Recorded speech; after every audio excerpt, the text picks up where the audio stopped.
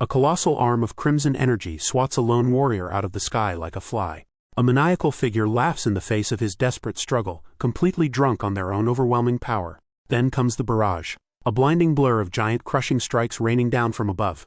He barely manages to raise his blade, sparking a desperate defense against the relentless onslaught. But in a terrifying blink his attacker closes the gap, a demonic claw primed for a lethal point-blank execution.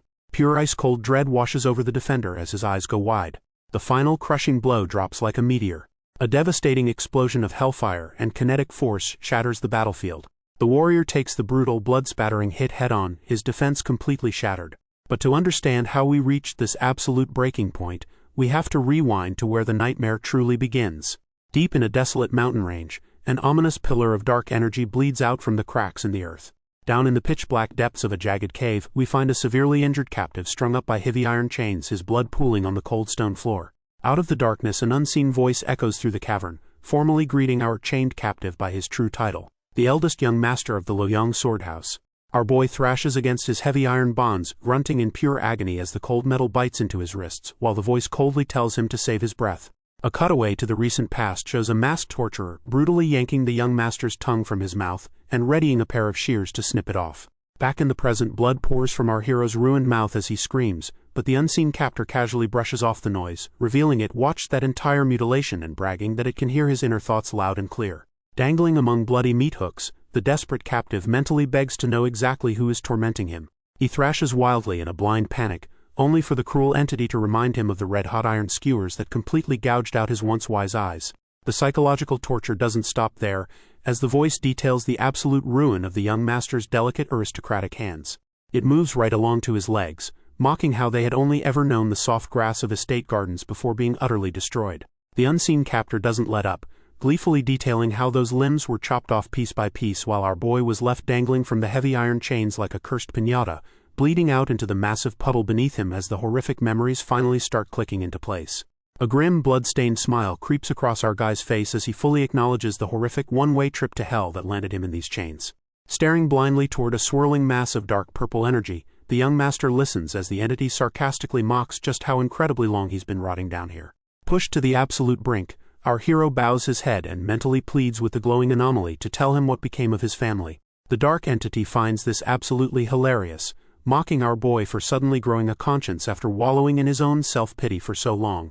Without an ounce of hesitation, the unseen tormentor drops the absolute bombshell that the young master's family has been completely wiped off the map. As oppressive, fiery energy flares up around him, the entity forces the broken man to really sit with the sheer weight of everything he's lost. He remembers it clearly. The devastating extermination of his clan, the memory flashing to the site of their traditional estate completely engulfed in roaring flames.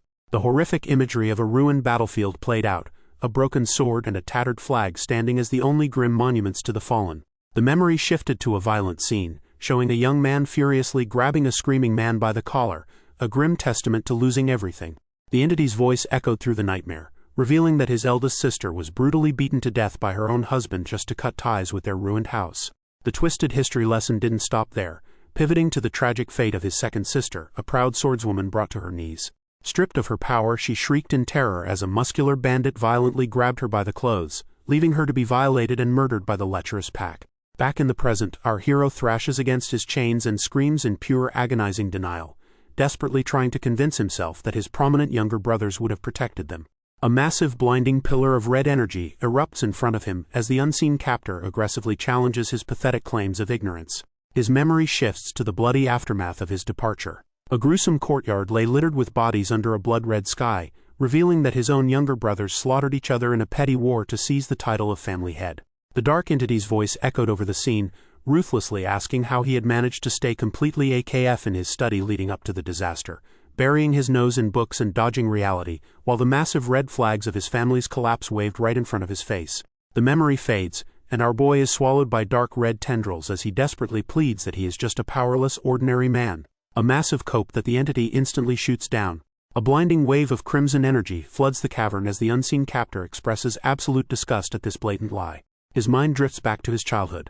At just 4 years old, his pint-sized prodigy was already helping his mother organize hundreds of complex medical texts. By age 5, he was literally petitioning the emperor with game-changing agricultural methods. And at 6 he was reading the stars to predict a massive drought, clutching the MVP title by saving tens of thousands of lives from starvation. Suspended in the suffocating red aura, the captor hypes our hero's galaxy brain intellect, declaring him leagues above history's most legendary strategists. The crimson energy morphs into a colossal, glowing-eyed face that looms over the chained captive, demanding he finally drop the helpless victim act. Bleeding and broken, my guy finally stops capping and internally admits the heavy truth. He knew absolutely everything, down to the last detail. A grim vision flashes through his mind of a glowing-eyed silhouette standing atop a mountain of rubble. The cursed fate of the heavenly killing star, which forced him to choose total inaction just to keep the world from drowning in blood. But the giant energy face completely shatters that logic, brutally reminding the eldest young master that his pacifist run failed anyway since his entire family was slaughtered. Defeated, this guy bows his bleeding head, the crushing realization sinking in that his cursed destiny was completely inescapable all along. But instead of completely folding, a manic grin stretches across our boy's bloodied face as he stubbornly declares he'll just leave the final judgment up to the heavens. Radiating a heavy red aura, my guy copes hard by insisting that the universe's ultimate anti-cheat system, karma, will inevitably strike down the wicked. The dark entity isn't having any of it, manifesting a shadowy hand of red energy to mock his absolute clown-tier reliance on some benevolent higher power. To hammer the point home, the giant energy hand violently grabs the captive by the face and neck, choking the absolute life out of him while asking if he seriously thinks the sky cares about feeble humans. As our hero gasps for air, his unseen captor decides it's time for a history lesson, preparing to show him an ancient tale to prove exactly how indifferent heaven really is. The entity's recollection pulls us back to the mythological era, a time when the world was a vastly different place. The entity told of ancient ascetics who dedicated their entire lives to seeking enlightenment through a strict absolute belief in the laws of karma. These guys meditated under waterfalls with the unwavering conviction that every single evil deed would eventually get hit with the ultimate cosmic banhammer. Spoiler alert, they were dead wrong, as the wicked just kept on sinning, hoarding all the server's loot to live in absolute luxury before dying peacefully in their sleep. Meanwhile, the so-called righteous players were left looking up at the sky in total crushing despair. They were ruthlessly exploited, oppressed, and forced to wander barren, bone-littered wastelands until they died way before their natural time. Because at the end of the day, whether you spent your life griefing others or playing the saint, everyone's HP hit zero and they just crumbled back into the exact same handful of dirt. Back in the present, a hellish vision of grasping hands flashes before his mind's eye as the dark entity drops the ultimate truth bomb. The universe is completely indifferent and cosmic fairness is a joke. To drive the point home, the unseen captor blasts our boy with a massive pillar of crimson energy, declaring that rightful judgment is an absolute lie. Hanging his battered head in the chains, my guy lets out a bitter chuckle as the crushing weight of reality finally shatters his worldview. A cynical smile creeps across his face as the realization claws at him. Justice is nothing but a comforting fiction invented by those with absolutely zero hope left. Right on cue, the swirling dark energy materializes in front of him, straight up offering him the ultimate cheat code, absolute power. The voice asks if he wants to rewind the server and save his family from their gruesome fate, and without a single moment of hesitation, our hero agrees. The entity lays out the brutal terms and conditions. The price for this reset is his soul suffering in eternal, agonizing torment. But bro is way past caring about the cost. As a shadowy hand reaches for his face, he vehemently accepts the Faustian bargain, ready to pay literally any price for a second chance. As thick shadowy tendrils wrap around his body, this guy fully embraces the cursed buff, vowing to seize total control of his bloodline's destiny. The unseen captor seals the deal, and our boy is completely swallowed by an overwhelming tsunami of ominous swirling magic. A wild, unhinged grin breaks out on his face as the surging god-tier power washes over his broken body. Commanded by the entity to finally open his eyes, a menacing glowing purple eye pierces straight through his torn blindfold, signaling the birth of a whole new monster. The heavy iron chains that have bound him for so long finally shatter, hitting the cold stone floor with a liberating metallic crash. Leaving his imprisonment behind, our hero takes his first resolute steps forward on bare, deeply scarred feet. He approaches a grotesque, fleshy grimoire radiating pure malevolence, while the dark entity casually drops the lore that this thing was literally bound in the skin and blood of ancient sinners. Reaching out toward the pulsating, stitched-together pages, my guy listens as the unseen captor declares that their twisted paths are now perfectly aligned. Blood literally drips from the fleshy tendrils holding the tome aloft, as the entity officially offers him a demonic pact and the ultimate second chance. With his face veiled in shadow and that single menacing purple eye piercing the darkness, the eldest young master of the Loyang Sword House formally signs his soul away. The moment the deal is struck, a massive explosive surge of crimson energy erupts around him, shredding his ruined white robes as the voice crowns him the Fated One. Staring down the floating unholy text, our boy learns its true god-tier title, the Sutra of Vanquishing Darkness and Rending the Heavens. A horrifying vision of screaming, shadowy souls flashes before his eyes as the entity explains that this heaven-defying cheat code is designed to literally devour all evil. A faint, unhinged smirk finally creeps onto his shadowed face as the voice asks if he's ready to unleash absolute judgment and completely rewrite his tragic timeline. The cave is completely swallowed by a blinding flash of neon purple aura, sealing the contract and officially granting him the ultimate respawn. Throwing his arms wide open, this guy bathes in the corrupting energy with a fiercely crazed expression, fully ready to embrace the darkness and tear the world apart. Gripping the cursed scripture with a glowing purple eye and a ruthless grin, our boy is officially crowned the ruler of darkness, fully authorized by the entity to step out of the shadows and bring absolute judgment down on the entire world's karma. A massive pillar of supernatural light crashes down from the heavens, striking straight into the Wongguk pavilion.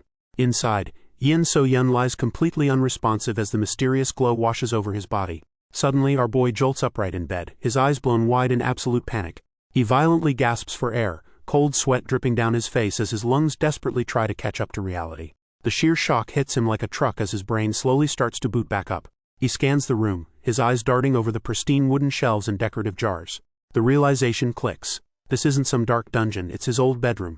He swings his legs over the edge, his bare foot hitting the wooden floorboards as he remembers the dark entity's promise of a second chance. Staring into a large mirror, my guy gets the ultimate reality check. He's looking at his own teenage reflection. He clutches his chest as the timeline falls into place. It's February of his 17th year, right before his family's tragic downfall even started.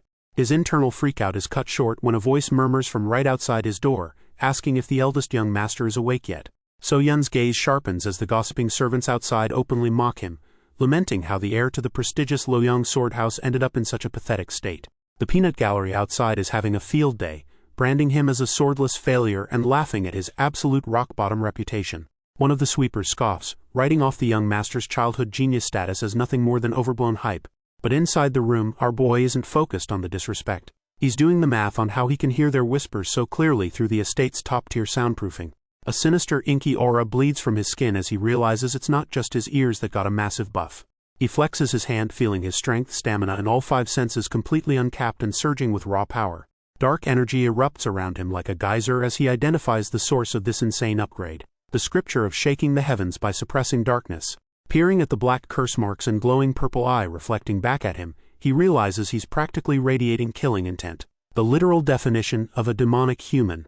Knowing he can't exactly stroll outside looking like a final boss, my guy grabs his own face and tries to physically stretch his features into a normal, non-threatening smile. He holds the strained expression for a second, freezing in place. Then he drops the act, flashing a terrifying fanged grin as he decides playing human is a meaningless chore anyway. Dialing the murderous aura back just enough to pass for a regular teenager, So-yun locks in and decides it's time to get the show on the road. He takes a firm step forward, ready to flip this entire timeline upside down. Pushing the sliding doors wide open, our guy steps out to face the morning light. He takes a deep breath of fresh air, looking like your average, totally normal teenager without a care in the world. Strolling barefoot through the courtyard, he breezes right past a sweeping attendant. The staff immediately drop into deep bows, respectfully greeting him as the eldest young master. But bro completely leaves them on read, his attention entirely hijacked by the bright blue sky above. The servants instantly start gossiping behind his back, clicking their tongues and writing off his spaced-out vibe as just another normal Tuesday for him. Reaching a hand up toward the sky, So-yun marvels at how easily the gentle rays make him forget the bitter bone-chilling cold of the void. He just closes his eyes and soaks in the absolute pure bliss of feeling real sunshine on his skin again. But playtime is over, and he abruptly snaps a command at a nearby servant to gather every single one of his subordinates in the courtyard. The worker practically gets whiplash from the sudden order, stammering in total shock. Soon enough, a massive crowd of estate staff files into the yard, murmuring in utter confusion about the impromptu all-hands meeting. And they aren't exactly hiding their disrespect, openly complaining about their interrupted naps and throwing shade at the supposedly useless heir dragging down the mighty Loyang sword house's reputation. The gathered staff are practically rolling their eyes, grumbling under their breath that the kid is just on some pathetic silent power trip. Our boy finally breaks the silence, coldly checking to make sure every last one of them is present and accounted for.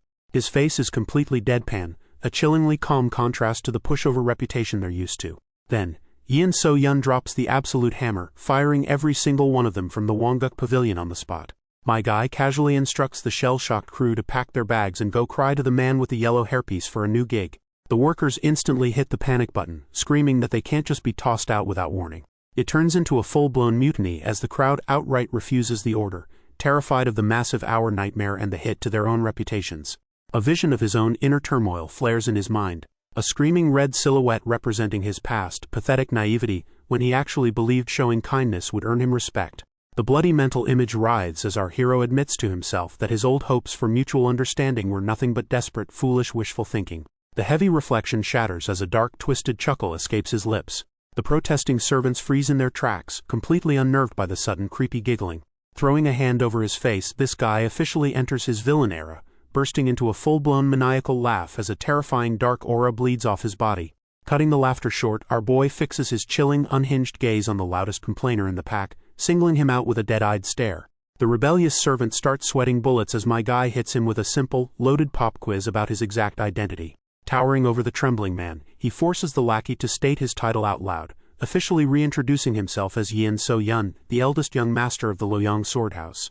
A menacing smirk spreads across So-yun's face as he flips the script, accusing the entire staff of gross insubordination and trying to usurp his rightful authority. The sheer gravity of that accusation hits the servant like a freight train, his eyes bugging out in absolute soul-crushing panic. He casually breaks down the sliding scale of punishment for insubordination, while in his mind's eye our boy is already queuing up the Mortal Kombat fatality, flashing a brutal mental image of himself slicing the dude's chest wide open.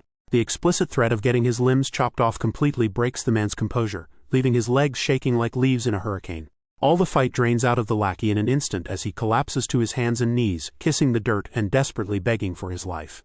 The panic is contagious, and suddenly the rest of the peanut gallery is violently kowtowing right next to him, slamming their foreheads against the pavement while pleading for mercy. But our hero isn't here for a pity party, effortlessly shutting down the pathetic chorus of apologies with a single, chilling finger to his lips.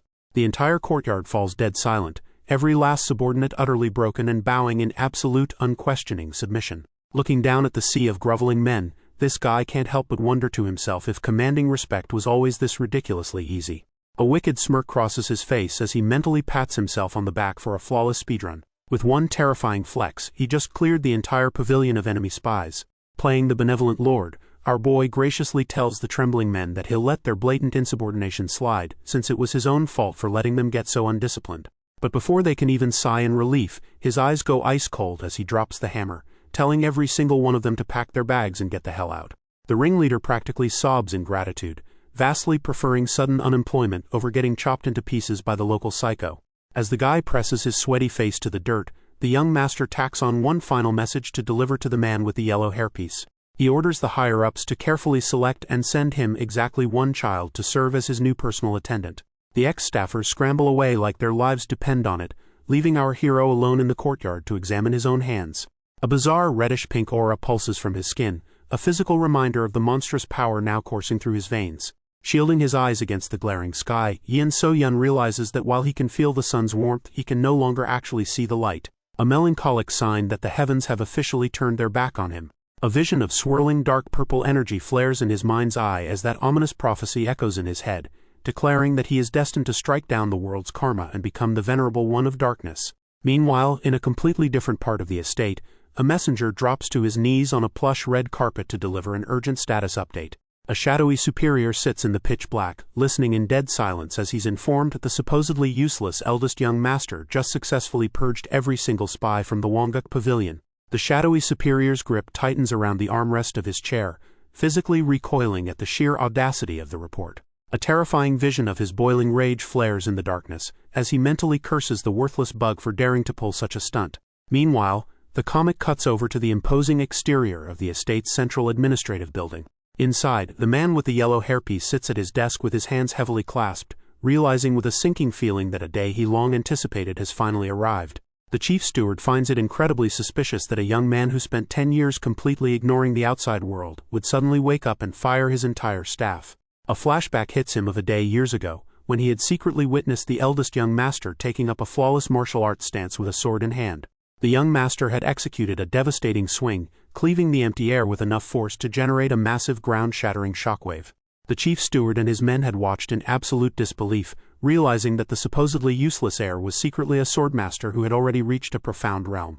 Back in the present, an image of that terrifying sword stance flashes in the steward's mind as he concludes that simply observing the young master from the shadows is no longer an option.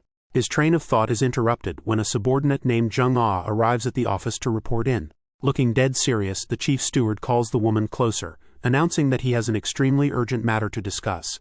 Without a moment's hesitation, Jung-ah steps up to the massive wooden desk ready to receive her highly classified orders. The chief steward explains that he's been meticulously grooming her for a long-delayed operation, and the time to act is finally here. He warns her that the sword house is about to be plunged into a massive succession struggle, and Yin So-yun is going to be dead center of the storm. Leaning in, the steward gives her a choice. Will she infiltrate the Wongguk pavilion? Clenching her fist, Jung-ah doesn't even blink as she formally accepts the dangerous mission. The comic reveals her striking golden eyes as the steward tasks her with using her unique sight to uncover exactly what our hero is hiding. Jung-ah pulls up to the massive front gates of the Wongguk pavilion, the personal estate of our hero. Staring up at the towering architecture, she can't help but marvel at the sheer ridiculous scale of the eldest young master's personal residence. She remembers it clearly. The chief steward had told her that to gauge a family's true power, one only needed to look at the weight of their main gate. Back in the present, she formally introduces herself to a disheveled, entirely confused guard who is literally sitting in the dirt. At first she's ready to write them off as absolute bums for dozing off in broad daylight, but then her instincts kick in. In her mind's eye, their lazy postures shift into the glowing razor-sharp auras of high-tier martial arts experts. Squaring her shoulders, she formally announces herself as the new attendant sent to serve the pavilion. She even whips out her official transfer orders from the chief steward to prove she belongs there. But instead of verifying her credentials, the supposed elite guards just yawn loudly and wave her right through the checkpoint. Jung-ah's eye twitches, instantly annoyed by this blatant, zero-effort lack of professionalism. With a heavy, echoing groan, the massive wooden doors are pushed open. She takes a deep breath and steps forward, bracing herself to finally meet her mysterious new master. Stepping past the threshold, Jung-ah finds herself on a deceptively serene, sun-dappled forest path. But before she can even catch her breath, one of the guards tosses a final, ominous warning over his shoulder. He tells her that under absolutely no circumstances is she to step off the designated trail. The second she steps inside, those massive gates slam shut behind her, officially locking her in the danger zone. Taking a few cautious steps forward, the purple-haired spy immediately clocks that the vibes here are completely off. Glancing up into the canopy, she realizes this isn't some natural, peaceful grove at all. Her signature golden eyes flare to life, piercing straight through the illusion to see the terrifying truth. The entire forest is actually a massive, high-density tactical formation. One so insanely oppressive that just looking at it makes her feel like she's about to be crushed like a bug. Suddenly, an amused voice echoes from the shadows of the unnatural timber. Our boy So-yun casually steps into view behind her, genuinely curious how a girl with zero internal energy is somehow reading his masterclass barrier like an open book. Jung-ah violently flinches, the sudden spike of his presence sending a jolt of pure panic down her spine. She whips around, completely caught off guard by the stealthy ambush. Standing amidst the massive trees, our hero cuts an imposing figure in his crisp white robes. With his features heavily obscured by the shadows, he casually asks how she's able to perceive him. A chilling smirk creeps across his mouth as he notes just how peculiar this intruder is. Jung-ah is frozen in absolute terror, her body completely refusing to move. She is paralyzed by the sight of his piercing glowing yellow eyes reflecting right back in her own pupils. In a flash, her consciousness is violently ripped from reality and plunged into a pitch-black mental void. A horrifying, scarred face with a single glowing blue eye, the terrifying visage of the dark entity, materializes in her mindscape. Choking on panic, she suddenly finds herself waist-deep in a phantom pool of dark rippling water.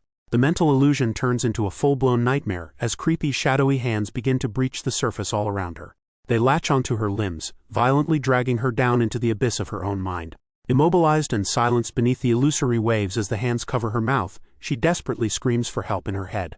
Only her hand remains above the surface of the psychological prison, grasping at a fading light as the darkness swallows her whole. But just as the void claims her, a hand clamps firmly over hers, yanking her straight out of the nightmare. The illusion shatters, and back in the physical world, our guy catches the unconscious Jung-ah as she slumps forward.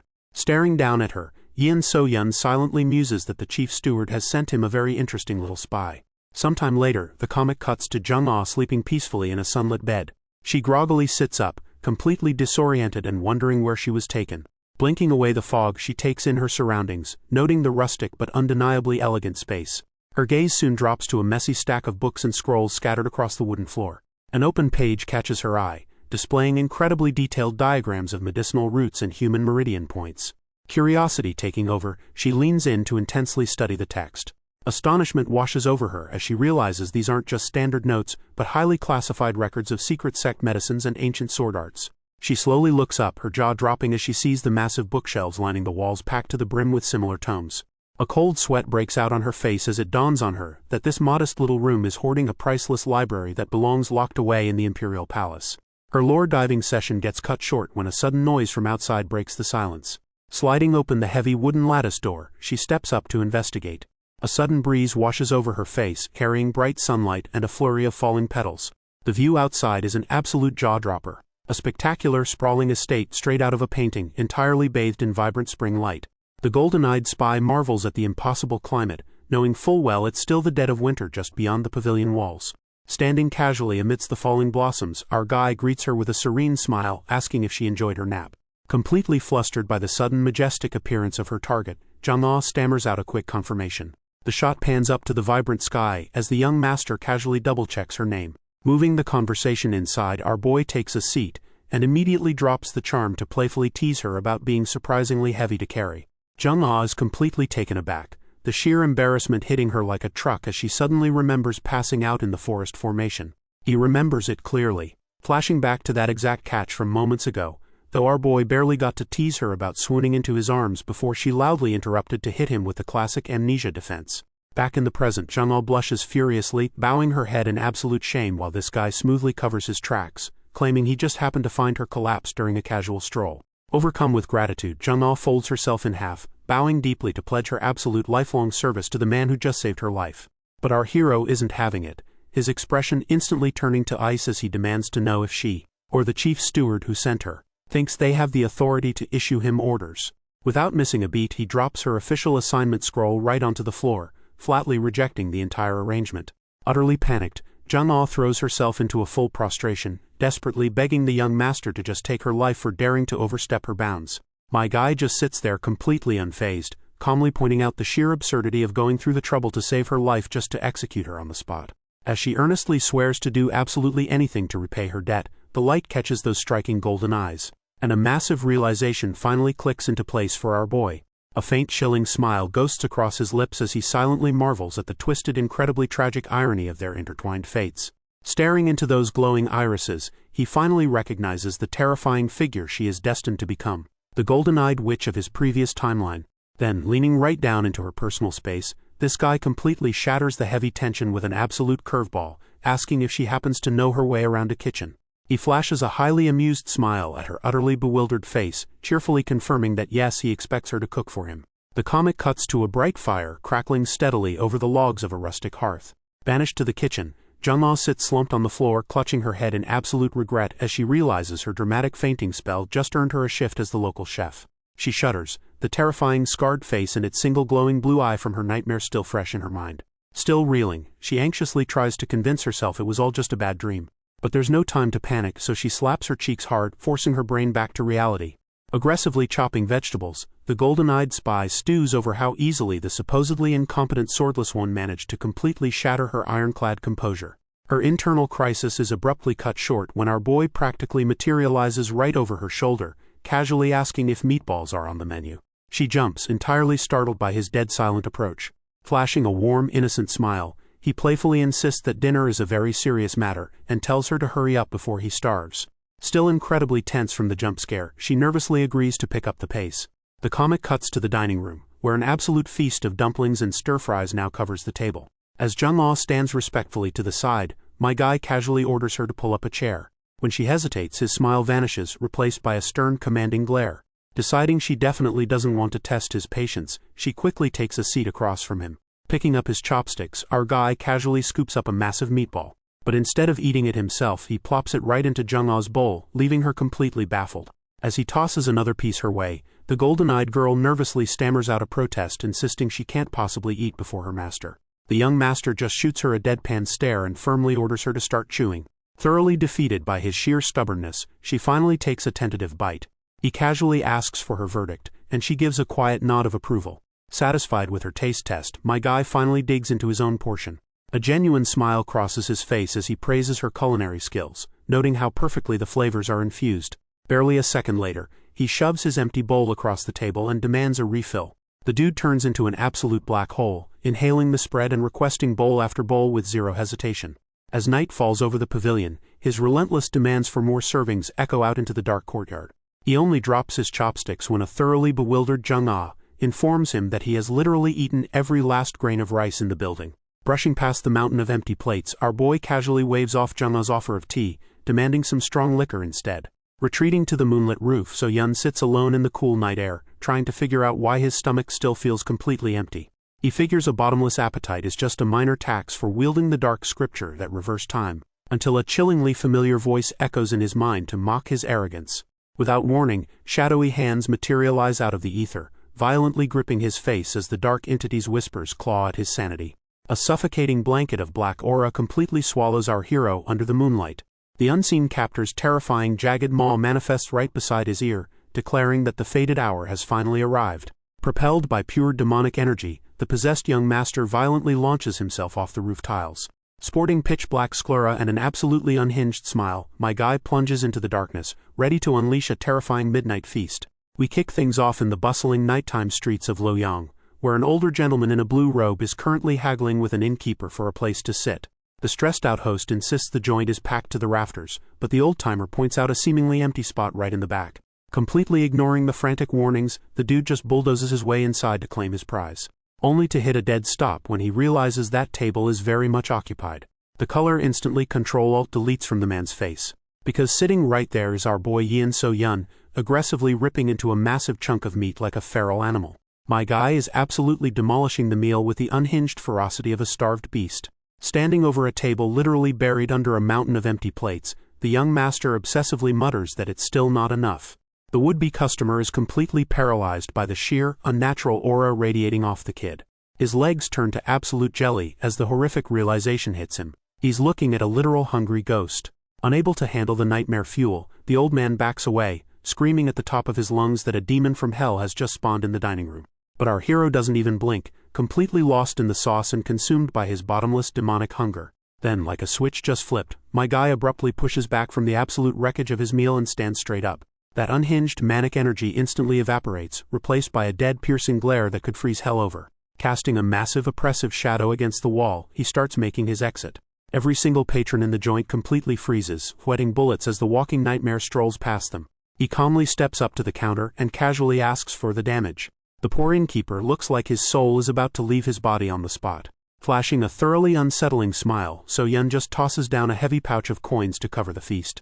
The terrified workers take the bag with shaking hands, already whispering about throwing a bucket of salt the second this hungry ghost steps out the door. Stepping out into the cool night air, our hero realizes a grim truth. No amount of normal grub is ever going to satisfy the bottomless void of his dark pact. A hellish vision flashes behind his eyes, a nightmare of skeletal hands dragging him down as he wonders if he's literally mutating into a demonic entity. He firmly shakes his head, trying to rattle the existential dread right out of his skull. But before he can spiral any further, a brand new scent hits his nose and his eyes snap wide open. His eyes instantly snap pitch black with glowing blue irises, and a manic shark-toothed grin stretches across our boy's face. Engulfed in a sinister purple aura, my guy ecstatically declares that he's finally picked up the scent of something truly delicious. Meanwhile, a few streets over, the sickening thud of a brutal one-sided beatdown echoes through the quiet night. An older innkeeper is violently launched backward into the dirt, already battered, bruised, and bleeding. A couple of thugs from the local Blackbone sect stand over him, barking that the old man is crazy if he thinks he can shortchange their gang. But the bloodied victim refuses to roll over, defiantly spitting back that charging 10 times the principal in interest is absolute extortion. In response, the bandana-wearing thug brings his heavy boot crashing down on the old man's hand, crushing his fingers to shut him up. Before they can do any more damage, the thug leader steps in, ordering his goons to just grab the man's identity plaque and wrap this up. One of the lackeys reaches down and snatches the wooden tag right out from under the bleeding man's nose. Holding his prize, the leader maliciously gloats that with this little piece of wood he has the legal right to liquidate the man's shop, his wife, and his kids. Completely desperate, the innkeeper clings to the thug's leg, sobbing and begging them to take him as collateral instead of ruining his family. The bald thug just viciously kicks him away, mocking the old man's wrinkly body as completely worthless. Just as a mysterious, white-robed figure steps into the frame, the boss starts wondering aloud how much cash the man's fresh young kids will fetch on the market, only to be cut off by a chilling high-pitched whistle. His goons immediately whip their heads around, angrily demanding to know which bastard is lurking in the dark. But the whistling only intensifies, carrying such an oppressive heavy energy that it literally leaves the thugs clutching their skulls in pain. As a thick purple mist rolls into the courtyard, the leader frantically barks at his panicked men to shut their traps. The realization hits him like a truck. Anyone capable of shaking their very spirits with just a sound has to be an absolute monster of a martial artist. Sweating bullets, he respectfully clasps his hands and asks what business this esteemed master has with their crew. The three thugs group up defensively, completely boxed in by the swirling, ominous aura. The boss swallows a massive lump of pure dread. Trembling in his boots, he begs the unseen powerhouse to kindly step out and reveal themselves. A single dark boot lands heavily in the light, and our guy So Yun emerges from the shadows, his eyes glowing a sinister purple as a suffocating dark aura bleeds off his frame. He steps right up to the terrified thug leader, flashing a downright demonic smile. He casually drops that he followed the scent of a 5-star meal straight to this very alley. Before the boss can even process the threat, our boy uses a literal flash step to close the gap. Sweating bullets, the thug desperately scrambles to draw his blade, but my guy effortlessly catches his wrist mid-draw, not even dropping that unhinged sadistic grin. With a sickening crunch, he clamps down and completely shatters the man's hand.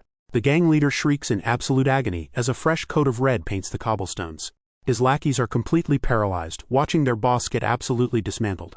Pulling the screaming man into a suffocating hug of dark energy, So Yun tortures him with pure unfiltered demonic power. Blood splatters across So Yun's face as he flashes a row of jagged teeth, muttering about how incredibly delicious it tastes. His expression dips into pitch-black shadow, his blood-stained robes fluttering wildly in the pulsating aura.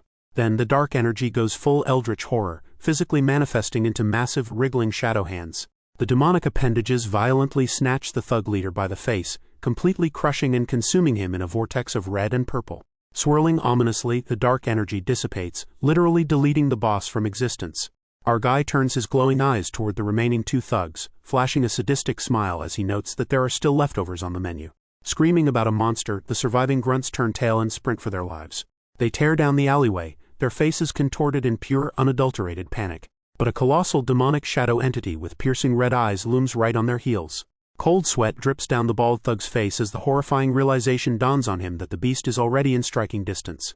A sickening squelch echoes through the night as his partner is brutally ripped apart off-screen. Staring in absolute despair, the lone survivor's mind completely shatters at the sight of his comrade's bloody remains.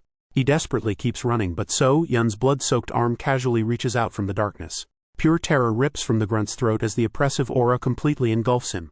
Cornered against a locked wooden door, he frantically hammers on the heavy timber, begging for anyone to save him. With nowhere left to go, he breaks down and pleads for his life, crying out to know why they are being targeted for this slaughter. Our hero looms over the trembling grunt, a towering silhouette radiating pure, suffocating malice. Leaning in until his jagged blood-stained teeth are inches from the man's terrified eye, So Yun whispers a chilling promise. This slaughter is just the beginning. A horrific scream echoes through the alleyway as the screen cuts to black, leaving the ruler of darkness to finish his midnight feast. The echo of that alleyway slaughter fades out, but instead of standing in the bloody aftermath, our boy wakes up flat on his back against cold, hard rock. He peels his eyes open, completely disoriented by the sudden scenery change. Sitting up with a massive headache, the hero rubs his temples, trying to piece together his blurry memories of leaving the guest house and the absolute buffet of violence he just committed. Suddenly, a heavy, rhythmic rattling cuts through the silence. He looks up to find himself trapped in some kind of spiritual domain. A cavernous pitch-black tomb lined with rows of wooden coffins violently shaking on their pedestals. My guy quickly deduces the grim reality of his new VIP lounge. The heavy stone lids slide off and skeletal undead with glowing pink eyes start crawling out of the woodwork. But instead of panicking like a normal person, So Yun just stands there like he's on a museum tour, genuinely curious about the necromancy specs behind these mobs. Before the zombies can aggro, a raspy voice echoes from the shadows, praising his ice-cold composure and addressing him as the fated master of the dark scripture. A withered old man with cracked skin and glowing purple eyes materializes out of thin air, leaking a suffocating dark aura that screams final boss energy. Completely unfazed by the flex, this guy casually roasts the entity, telling him his voice sounds like he's got mold growing in his throat. The withered old man just flashes a terrifying smile, his eyes glowing a sinister red as he happily accepts the insult. Our guy doubles down on the disrespect, casually pointing out that the entity's oral hygiene is so non-existent his teeth must have completely rotted out of his skull. Instead of getting tilted, the withered old man just chuckles, highly amused as he declares that the demonic scripture has finally secured itself a proper vessel. Staring the entity down with absolute main character energy, our boy confidently proclaims that the artifact has finally found its true master. The old man bursts into a fit of maniacal laughter, absolutely thrilled by the sheer audacity of this kid. Leaning in with his eyes glowing a menacing pink, he challenges our hero to put his money where his mouth is and prove what he actually knows about the dark text. So Yun lays it out straight in his mind, explaining that it's an ancient demonic artifact packing enough raw power to literally distort time and trigger a regression. Rewind to the ancient era, when this absolute cheat code of a scripture was literally stitched together from the skin, blood, and sinew of 3 actual immortals. Talk about a totally busted crafting recipe. Dropping his arrogant facade in a heartbeat, our guy respectfully bows his head and asks the old man to teach him the rest of the lore. The entity's glowing red eye widens in genuine surprise at the sudden vibe shift. He notes that every previous fated one who made it this far was either totally blinded by their own arrogance, or driven entirely insane by the artifact's power. So Yun silently takes the W, noticing that the old man's tone just shifted from talking down to him to treating him with actual respect. But with a dry chuckle, the withered old man drops a massive plot twist, admitting that even he doesn't fully understand how the demonic scripture works. He drops some deep lore, explaining that the legend of enraged immortals flaying themselves to forge the book is just a myth. Its true origin is a total mystery. And he knows this for an absolute fact because he himself is an immortal. Or rather, he was, before falling so deeply into the darkness that his physical form became less than dust. Our boy just listens in stunned silence. The fallen immortal reveals he spent eons studying the artifact, only to find that every single answer just spawned 2 more questions. Yet, driven by pure obsession, he couldn't stop digging. My guy is awestruck that a literal immortal couldn't crack the scripture's secrets after millennia of trying. The old man warns that countless brilliant figures tried to master it, only to be completely devoured by its terrifying power. But he sees a glimmer of hope in So-Yun, noting that the kid has already completed the initiation rite. Confused, our hero asks what initiation he's even talking about. Flashing a sinister smile, the old man asks a chilling question. Didn't he already devour them? So-Yun freezes as the horrifying realization hits him like a freight train. He remembers it clearly. He stood drenched in blood surrounded by the horrific aftermath of his feast. With a manic blood-stained smile, he realized that devouring the wicked was the only way to awaken the dark scripture's true power. The memory fades. Looking inward, our boy realizes his gnawing demonic hunger has completely vanished, replaced by an unnatural, utterly abhorrent sense of fullness. The immortal old man nods from his stone perch, confirming that this horrific consumption is the artifact's first and final demand for its master. Once, long before any of this, the scripture was meant to act on behalf of a lazy heaven. A hellish vision of a giant judge and burning souls illustrating its supposedly righteous purpose to consume the world's darkness. But the old man clarified that the act of consumption wasn't just physical, projecting a grim mental image of a massive shadowy entity devouring a bloody victim. He explained that those terrifying shadow hands were actually hungry ghosts, designed to assist the user in their gruesome meals within the demonic domain. It was a terrifying visual manifestation of a power meant to rain down and devour souls entirely. That was then. His lore drop complete, the immortal old man's withered form begins to dissipate into the shadows. He promises my guy that they'll meet again soon, signing off by ominously wishing him a successful hunt. As the entity vanishes, the entire underground tomb starts to violently quake and collapse around our hero. The dark vision shatters like glass, instantly replaced by the bright peaceful morning sun shining over the Wongguk pavilion. Cut to Jung-Ah arriving outside our boy's quarters with morning tea, taking a mental inventory of everything she's learned about her eccentric new boss. At his muffled command, the attendant obediently slides the tray inside. Her first major red flag is that the eldest young master's bedroom is an absolute death trap, casually littered with priceless martial arts manuals. In any normal martial clan, just accidentally glancing at these top-tier secrets would earn a servant an instant one-way ticket to the afterlife. The second observation is that my guy completely throws noble formalities out the window, cheerfully whipping up breakfast in the kitchen like a seasoned line cook. He harvests his own veggies, works the wok himself, and insists on sharing a table with the hired help. Sitting down in front of a massive plate of food, Jung-Ah hesitates, half expecting this all to be some elaborate psychological trap. But Yun just flashes her a warm smile, declaring that family-style dining is their new permanent normal. When she tries to pull the lowly servant card to get out of it, our hero shuts her down with a simple flat order to eat up. Yet it's her third observation that really has the golden-eyed spy scratching her head. Despite all this weirdly casual intimacy, Bro has absolutely zero romantic interest in her whatsoever. Which is a massive plot twist for our girl, considering her top-tier reputation as the ice flower usually means fending off a metaphorical swarm of red-eyed creeps lurking in the shadows. She shudders at the mental image of the ruthless second and third young masters, 2 absolute menaces whose mistresses have a terrifying habit of getting permanently ghosted from the server. So while this guy's utter indifference is a massive relief for her life expectancy, it still leaves her completely baffled as to why she's even here. Just as she starts second-guessing her decision to seek refuge in his pavilion, heavy footsteps break her train of thought. The scarred subordinate awkwardly shuffles into the dining room, scratching his head as he announces an urgent matter. Jung-ah immediately snaps into attendant mode, scolding the messenger for daring to interrupt our hero's meal. But the subordinate nervously blurts out that they have a visitor, a drop that instantly snaps So-yun's attention away from his food. The scarred man clarifies that the unexpected guest is a Samjul warrior from the main house. Jung-ah violently flinches, knowing full well that this elite armed group answers directly to the third young master. And to make matters worse, the subordinate reveals the warrior is specifically demanding they hand over the new attendant. The realization claws at her as she recalls the chief steward's grim warning. The deadly tug of war to claim her has officially begun. Standing tall, she fiercely defends her new post, demanding to know how a mere warrior dares to casually order around the eldest young master's personal staff. Sweating bullets, the subordinate stammers that he didn't have the guts to turn away someone acting on the third young master's direct orders. Suddenly, a sharp tap on the table cuts through the rising panic. Jung-ah looks to our boy, fully expecting him to lay down the law and defend his territory. Instead, my guy just casually flips a page in his book and tells her to go deal with it herself because they're being way too loud. Her eye practically twitches right out of her skull, seething at the third young master's sheer audacity, and her new boss's apparent spinelessness. Swallowing her pride, the attendant bows stiffly and heads out to face the music alone. But just as the scarred subordinate turns to follow her out, So-yun's voice snaps like a whip calling him back. Rising from his seat, the eldest young master drops the chill act entirely, demanding to know exactly who gave this grunt permission to enter his private quarters. The scarred man immediately starts sweating buckets, stammering out a weak excuse that the usual front gate messenger went missing after yesterday's massive staff purge. Our hero tilts his head, coldly asking if an empty post means any random nobody can just barge in wherever they please. Realizing he just stepped on a landmine, the subordinate hits the deck, dropping to his knees and begging for forgiveness. So-yun graciously agrees to let it slide, by permanently demoting the guy to fill that vacant front gate messenger spot, effective immediately. The scarred man's jaw practically unhinges in pure unadulterated shock. To rub salt in the wound, So-yun strictly forbids him from ever setting foot inside the living quarters again. Flashing a smug, terrifying smile, my guy practically dares the man to try his luck and disobey a direct order one more time. Gritting his teeth, the scarred subordinate has no choice but to swallow his pride and accept the humiliating new gig.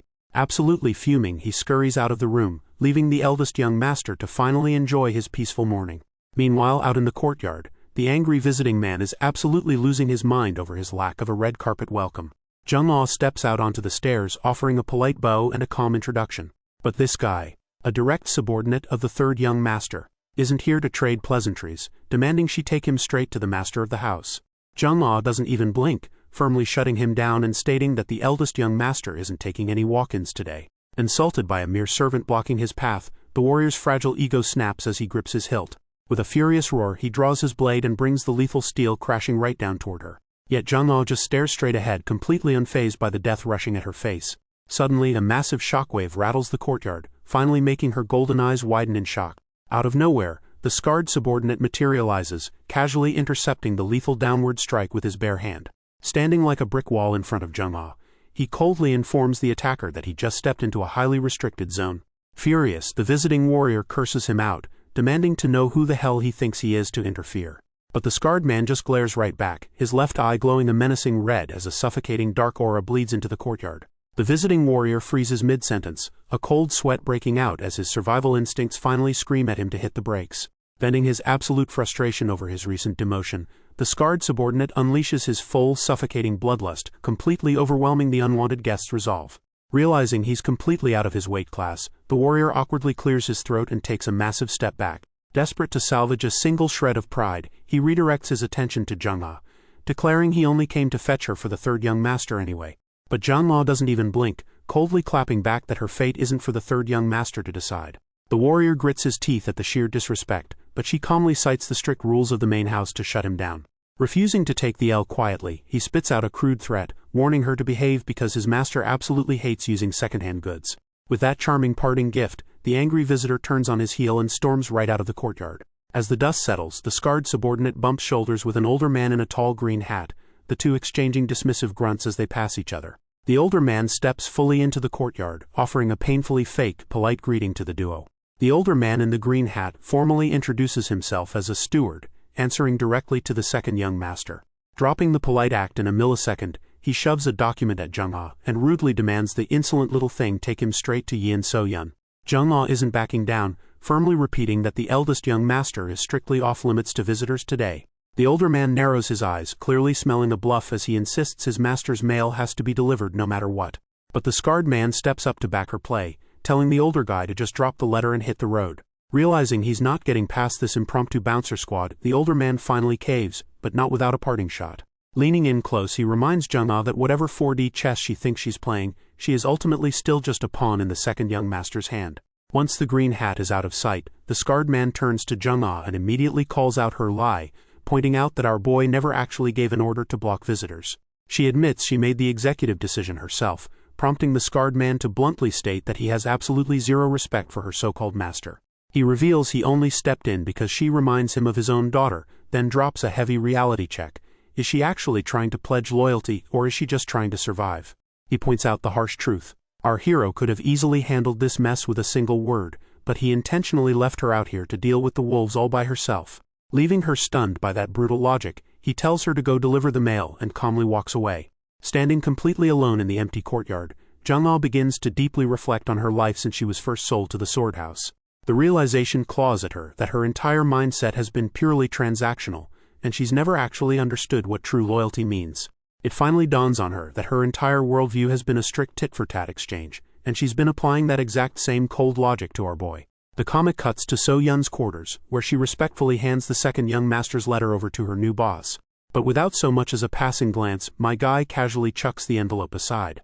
Jung-ah practically chokes on air as the paper lands dead center in a lit brazier, instantly going up in flames. She goes into full panic mode, frantically reminding him that this was a direct message from his own brother. Anxiously, she explains that the contents were almost certainly regarding her sudden transfer and current status. She stares at the fire, asking if he's seriously okay with just incinerating it without reading a single word.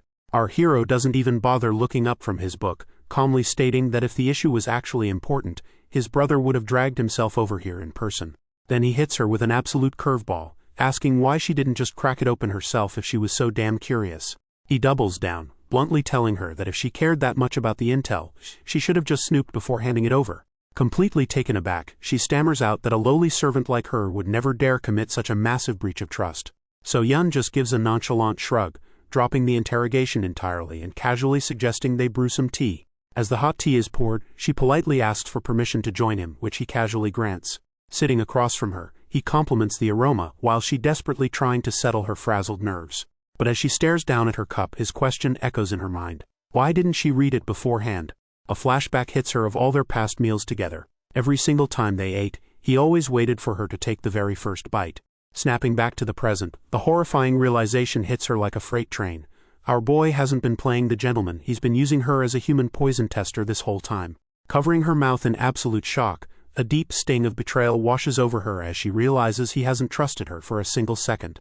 Unable to just sit there and take it, Jung-ah abruptly stands up, formally addressing him and bitterly accepting her status as just another outsider. Looking down in shame, she comes clean, confessing that she arbitrarily turned away his visitors at the gate without his permission. She admits she's been an absolute fool, trying to play clever games while completely missing the bigger picture. The purple-haired woman realizes her desperate instinct to survive, born from serving in a hall with no true master, has completely clouded her judgment. Dropping heavily to her knees, she looks up at the eldest young master with a fiery new resolve. Bowing her head to the floor, she asks if my guy would still accept her if she pledged her absolute unconditional loyalty right here and now.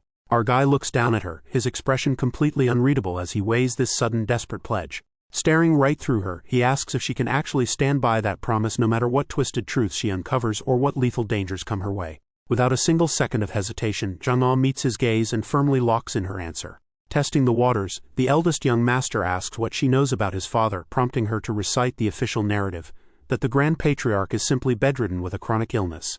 So-Yun shatters that illusion instantly, dropping the heavy truth that his father isn't sick at all. He's been comatose from poison for years, leaving the entire Loyang sword house in the hands of a shadow council. He explains that thanks to this viper's nest of a home, he's had to manage his own meals since childhood just to survive a never-ending stream of assassination attempts.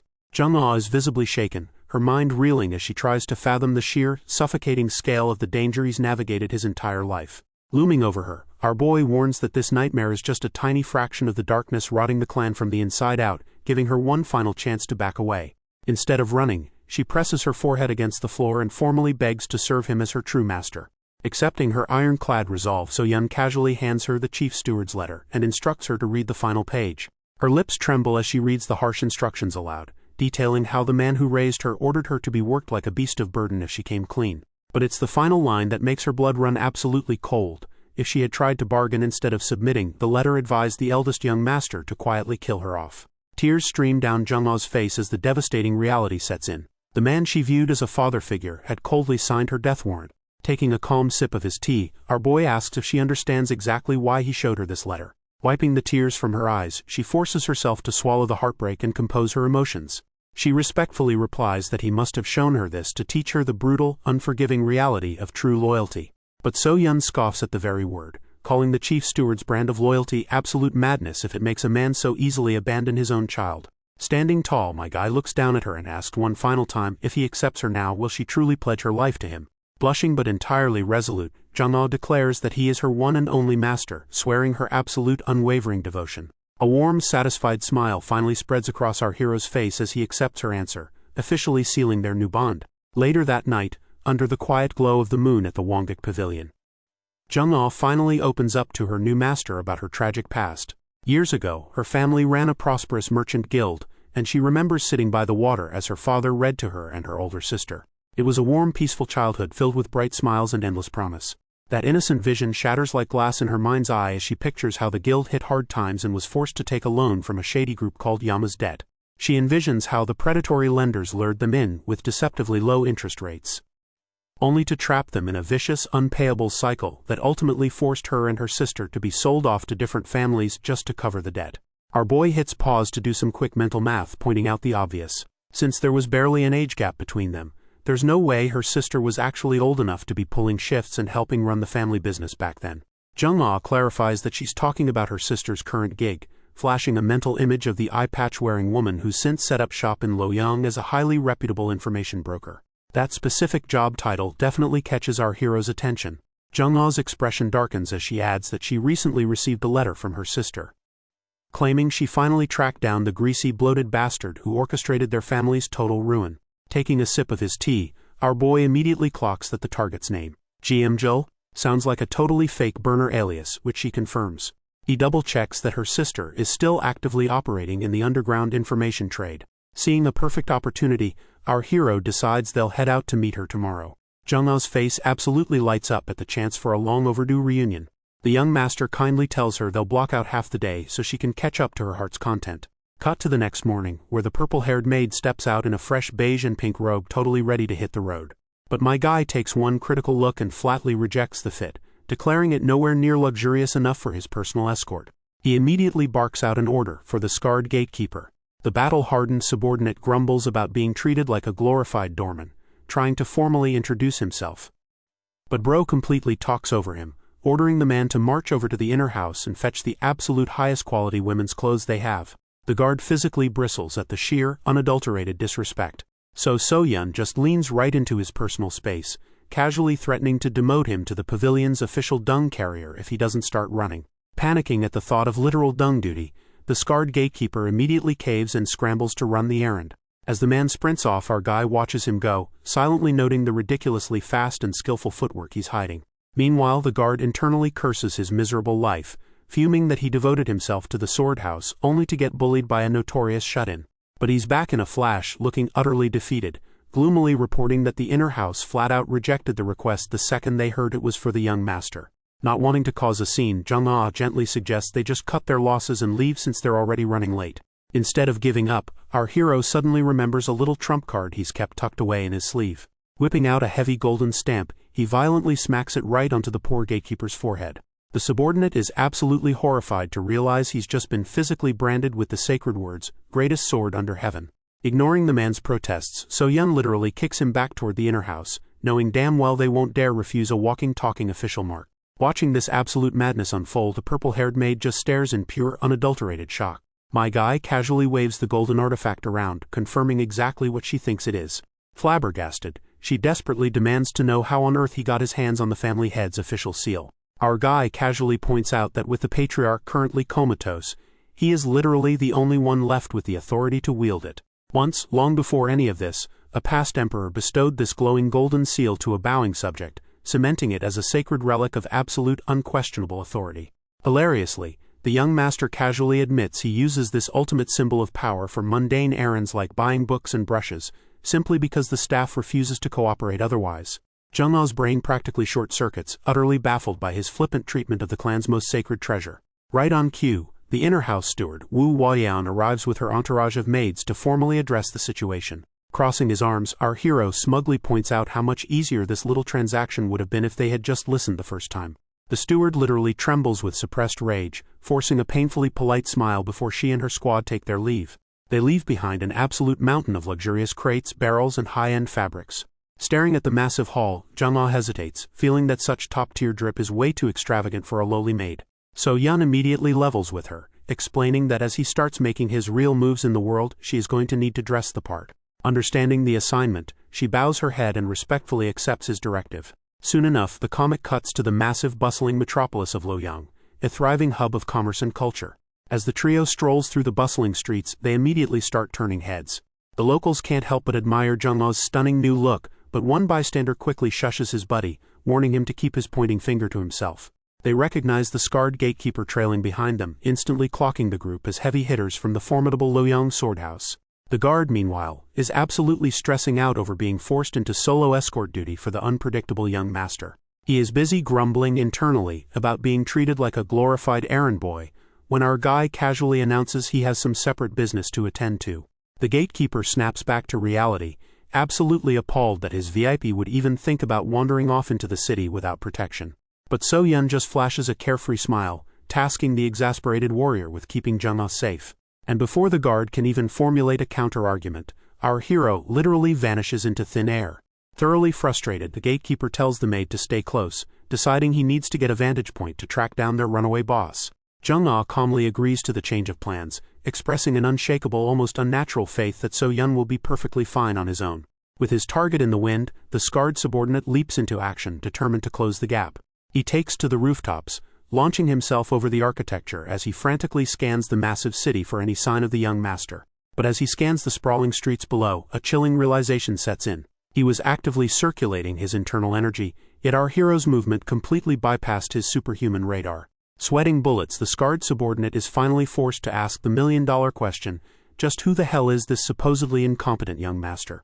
Picking right up from his ninja vanish in Luoyang, our guy arrives at a quiet, unassuming wooden door. It creaks open with heavy horror movie vibes, inviting him into the dim interior. As he steps through the eerie mist, a familiar voice calls out to welcome him. Turns out it's the beaten innkeeper he just saved from those black-bone sect thugs, humbly ushering his savior inside. But the second they step into the courtyard, the older man freezes up at the sight of wrecked furniture and scattered debris. Pure panic sets in as he realizes those extortionist bastards didn't just target his business. They came for his home. He sprints forward like a madman, frantically screaming out for his wife. By some absolute miracle, he finds his spouse and 2 kids standing there completely unharmed. The older man practically tackles them in a tearful embrace, weeping with sheer gratitude. Yin So Yun just stands there in the background, silently watching this wholesome family reunion play out. That is, until the innkeeper's wife looks up, spots our hero in white, and immediately loses all the color in her face. Assuming the worst, she drops straight to her knees, desperately begging this terrifying stranger not to take her husband's limbs over their unpaid debt. Terrified, the kids immediately follow their mother's lead, pressing their foreheads to the floor as they sob for their father's life. Panicking for an entirely different reason, the beaten innkeeper quickly grabs his wife's shoulder to clear up the massive misunderstanding. He hastily explains that this imposing stranger isn't here to collect a debt, but is actually the great benefactor who just saved his skin. Sheer relief washes over the woman's face, and she drops into an even deeper bow to pour out her profound gratitude. Our guy just stands there, silently accepting the family's heavy respect without a flicker of emotion. Eager to show some proper hospitality, the innkeeper warmly invites his savior inside for a humble cup of tea. Deciding to indulge them, So Yun agrees to intrude on their peaceful home for just a moment. Settling around the small table, the host nervously pours a steaming cup, profusely apologizing that his cheap leaves might insult a noble palate. But my guy takes a slow sip and politely compliments the aroma, putting the anxious couple at ease. When the grateful husband begs to know how they can ever repay this debt, the young master completely waves it off, pivoting the conversation straight to the thugs who wrecked the place. Sighing heavily, the innkeeper confirms the attackers were contracted by the Black Bone sect, a vicious underworld syndicate run by a woman named Jeam Jincheon and her father, Jeam Jincheon. He details the organization's massive, suffocating reach across the city, explaining that these bastards have their bloody hands in everything from loan sharking to the local gambling dens.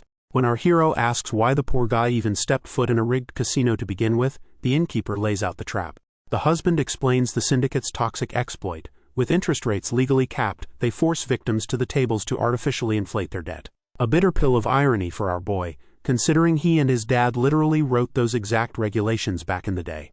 Fishing for more intel, my guy asks if the husband knows anything else about the syndicate's top brass. But the innkeeper just drops his head, apologetically admitting that commoners like them are kept completely in the dark. Accepting that he's exhausted this NPC's dialogue tree, our boy closes his eyes. He stands up, politely thanking them for the tea and getting ready to bounce. But the innkeeper scrambles to stop him, begging for his savior's name so they can properly repay this massive debt someday. The whole family rallies together, absolutely refusing to be so shameless as to let their benefactor walk out empty-handed. The young master pauses, his gaze shifting to the side. Amidst the wrecked furniture and scattered debris on the floor, a plain white mask seems to pulse with a faint eerie glow. Drawn to the strange aura, he steps past the broken wood. Picking up the blank mask, So-Yun declares that taking this little trinket will settle their tab for good. The innkeeper gasps, visibly rattled by the young master's selection. Waving his hands, the older man stammers out a nervous confession. He wasn't the one who carved that particular piece. He points out the glaring defects, noting the lack of eye or nose holes in the rough, unfinished surface. It was the final deranged creation of his senile father right before his death. A cursed omen the innkeeper had been planning to throw straight into the fire. Unfazed, our guy turns the blank visage over in his hands, asking what could have possessed the old man to carve something so utterly useless. The innkeeper just sighs, dismissing the bizarre design as the meaningless drivel of a broken mind. But So-Yun isn't buying it. A knowing smirk touches his lips as he gently probes for the real story, asking what exact tragedy shattered the artisan's sanity in the first place. Caught completely off guard by the piercing question, the innkeeper hesitates before finally mentioning his older brother, a craftsman far more talented than he ever was. In a flashback to years ago, the nightmare began when that brilliant sibling was framed on absurd charges, forcing their artisan father to grovel before the corrupt inspector of Luoyang.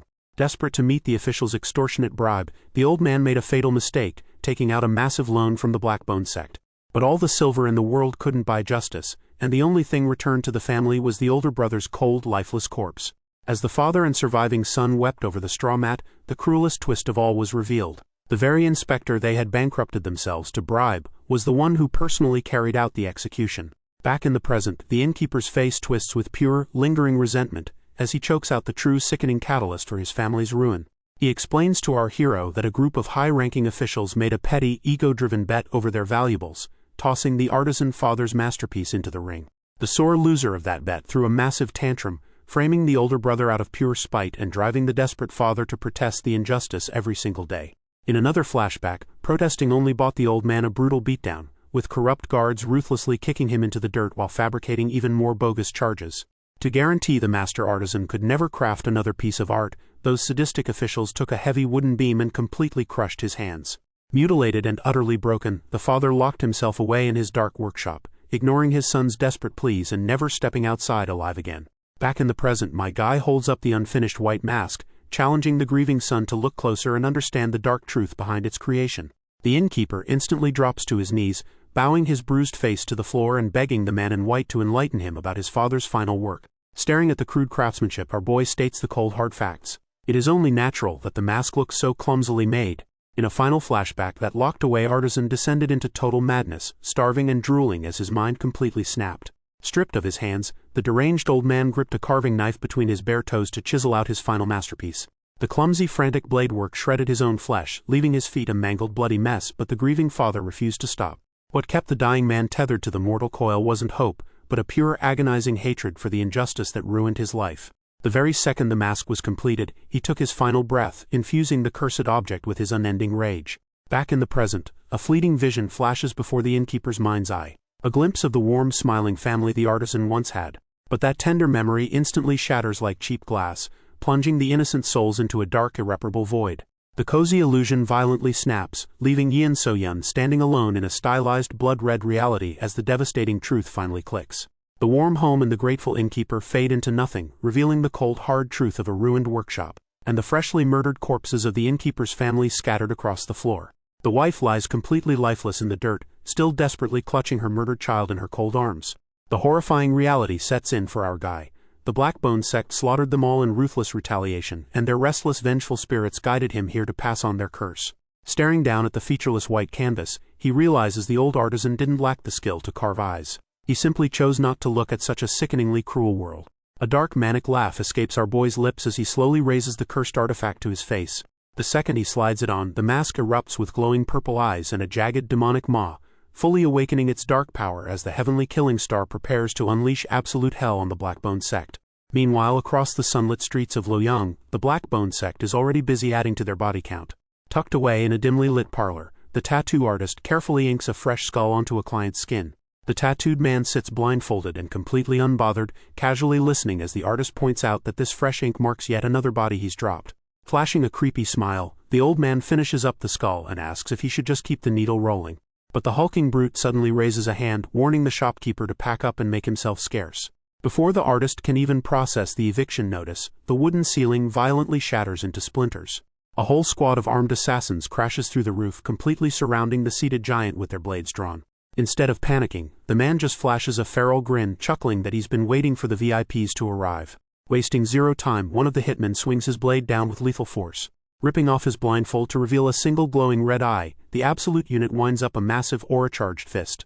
He brutally smashes his knuckles right into the attacker's face, shattering teeth and bone on impact. A second masked assassin leaps in from the side, but the tattooed brawler just smirks at the pathetic attempt. Flexing a bicep the size of a tree trunk, the tattooed man readies his counterattack. He just straight-up punch into another attacker, triggering a massive shockwave that launches the second assassin sky-high like a ragdoll. And before gravity can even do its job, the absolute unit follows up with a devastating spinning back kick to the airborne attacker. He touches back down on the splintered wood without breaking a sweat. Radiating a menacing blood-red aura, he doesn't even flinch when a third hitman tries to pull off a sneaky aerial gank from behind. The brawler just casually spins around and swats the dude right out of the air with a bone-crushing right hook. In literally seconds, the entire elite squad is left scattered across the rubble like a bunch of disconnected controllers. Standing over his handiwork, the muscle-bound freak mocks their trash-tier stealth, declaring that this is the power gap between a true martial artist and mere bugs. Dripping with fresh blood, he turns back to the completely traumatized tattoo artist and casually demands 4 more skulls added to his chest piece. Right on cue, the older tattooed brother strolls into the wrecked shop, praising his sibling's brutal handiwork. The younger sibling grins about having a little warm-up fun, but the older brother cuts the celebration short to drop some weird intel he just picked up. Wiping the smirk off his face, the younger brother leans in and asks what the deal is. Rewind to that beaten innkeeper they left crawling in the dirt. The older brother dropped the absolute bombshell that the guy's shop was somehow still wide open for business.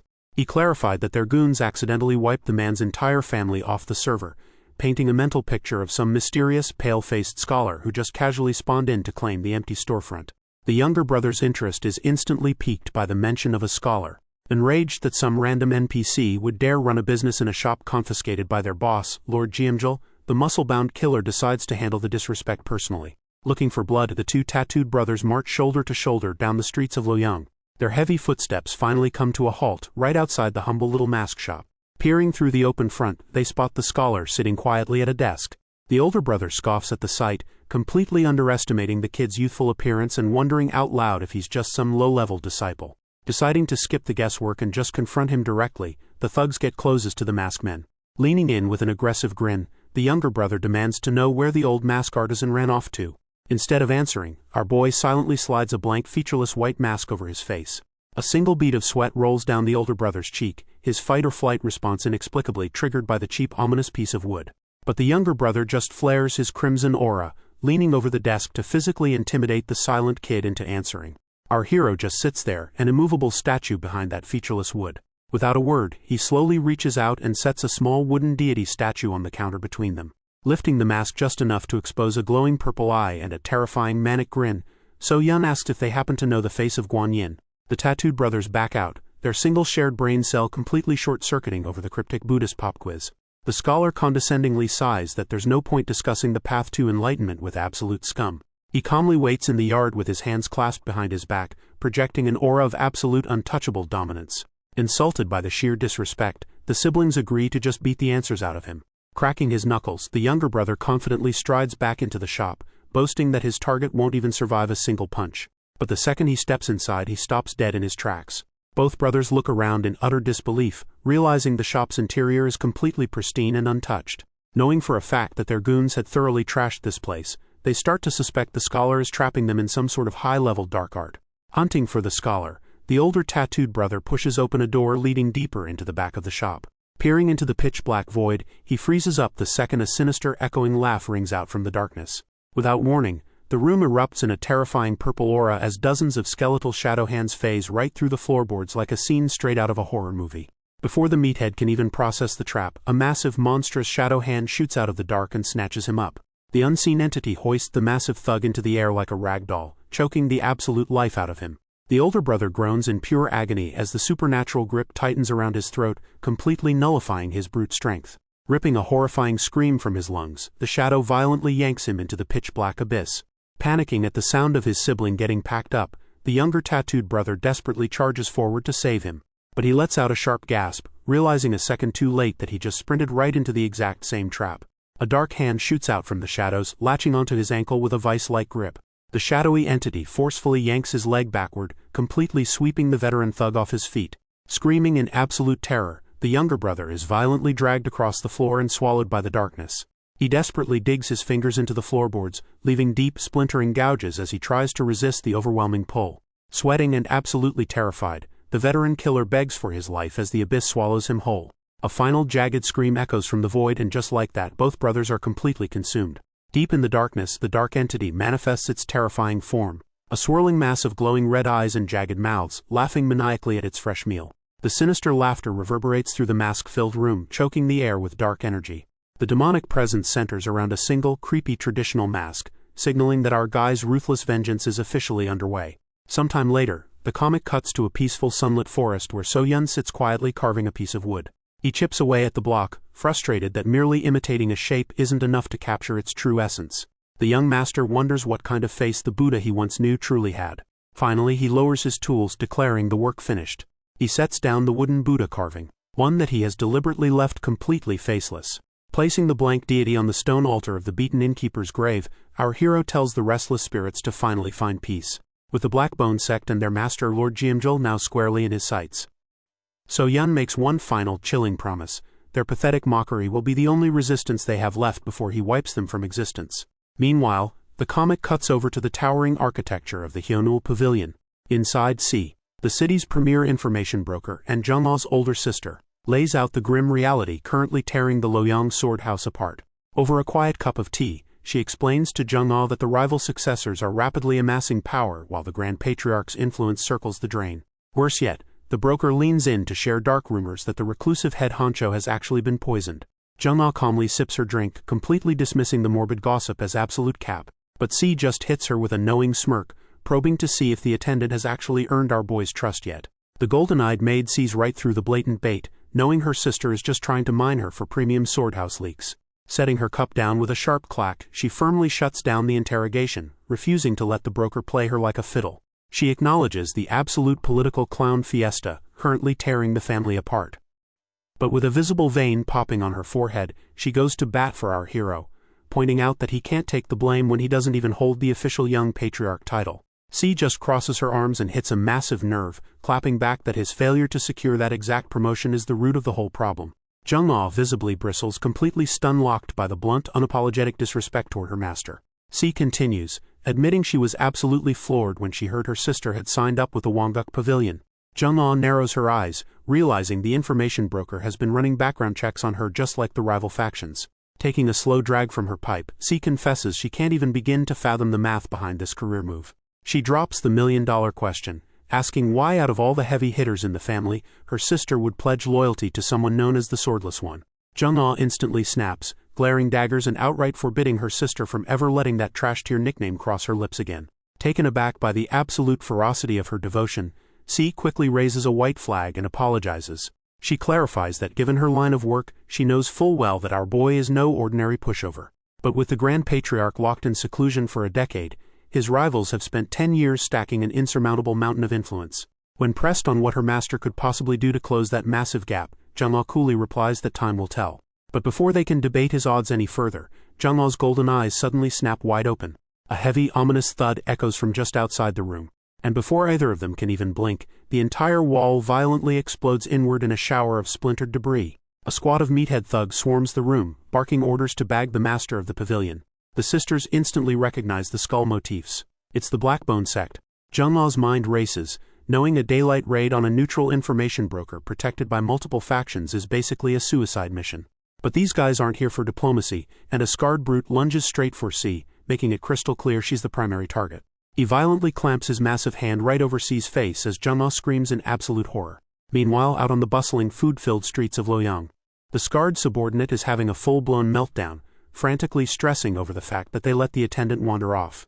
Our boy hits him with a single icy glare, instantly shrinking the massive guard down into a meek, sweating mess. Dropping to the dirt while my guy casually munches on a street skewer, the escort whines about Jung-ah wandering the dangerous city all by herself. But the young master just smirks, completely brushing off the idea that his attendant could ever be the one in danger. The guard is left utterly baffled by this zero-stress attitude. But our hero just smiles that knowing smile, fully aware that anyone who messes with his maid is about to find out exactly why she's the golden-eyed witch. Back at the pavilion, Jung-ah's absolute terror hard pivots into pure survival mode as she snatches her sister's smoking pipe off the table, yelling that she's borrowing it. With a fierce, whistling swing, she turns the simple wooden accessory into an absolute lethal weapon. She brutally cracks it straight across a tattooed thug's neck with bone-rattling force. The massive elite drops face first onto the floor, instantly knocked out cold. The rest of the Blackbone sect goons freeze in their tracks, utterly stunned by the sudden counterattack. Jung-ah just stands her ground, her striking golden eyes locked dead onto the shadowy figures circling her. The squad leader steps up with a confident smirk, mocking the maid for trying to play hero when she clearly isn't a trained martial artist. C breaks into a nervous sweat, knowing the thug is absolutely right. There is a hard, undeniable ceiling for anyone without inner chi. But even completely surrounded by hardened killers, the golden-eyed girl refuses to back down an inch. The information broker desperately calls out to her sister. Gripping the improvised weapon tight, Jung-ah calmly asks exactly how long she needs to hold the line. C gives her a hard timer of 15 minutes. Just enough time on the clock for her hidden safety measures to finally trigger. Completely out of patience, the squad leader barks that playtime is over and readies his assault. He and his goons rush the lone maid in a full-blown stampede. The leader closes the gap instantly, throwing a high-speed haymaker straight at her face. But Jung-ah's golden eyes flare to life, hyper-focusing to read every twitch of his muscles and shift in his breathing like an open book. The agile maid effortlessly weaves right past the devastating blow. Without missing a beat, she ducks under a follow-up strike from a tattooed brute. Then she punishes the whiff, burying her smoking pipe deep into his gut and launching him backward. Parrying an attack from a third thug, she forces him to realize she's no ordinary civilian, prompting him to scream at his crew to stop holding back. Jung-ah doesn't give them a second to regroup, cracking him right across the jaw and sending him airborne. Pivoting back to the boss, she delivers a brutal overhead thwack straight to his skull. Watching from the sidelines, C is left absolutely speechless. Despite having zero formal martial arts training, Jung-ah is single-handedly dismantling the Blackbone sect elites, sending bodies flying in every direction. Enraged and thoroughly humiliated, a scarred thug draws his blade, screaming curses at the maid. He launches himself into the air for a lethal downward strike, prompting C to scream a desperate warning. But Jung-ah's golden eyes track the descending steel with absolute precision. Before the weapon can even connect, she thrusts her smoking pipe directly into his face. The brutal impact shatters his jaw, sending a violent spray of blood across the room. She casually taps the ash from her makeshift weapon against his collapsing body. The attacker hits the floor completely unconscious, leaving Jung-ah panting but undeniably victorious. Still processing the carnage, C asks if her little sister secretly mastered swordsmanship at the sword house. Jung-ah casually brushes it off, claiming she just picked up a few tricks by watching people over their shoulders. An answer that leaves the information broker completely baffled. An overhead shot reveals the sheer absurdity of the aftermath. A room packed full of Blackbone sect elites all incapacitated by one girl. But the breather is cut short when heavy footsteps echo through the ruined doorway, accompanied by a booming voice demanding to know what happened. Jung-ah freezes in her tracks, her golden eyes widening as she instantly recognizes the newcomer. A blonde woman in a striking red dress and a scarred man in olive green step over the threshold, sneering down at their fallen elites with absolute disgust. With a mocking smile, the blonde superior casually complains about the terrible hospitality, making it crystal clear that the real boss fight has only just begun. The blonde woman in the red dress violently crashes the party, aggressively kicking the kneeling grunts out of the room.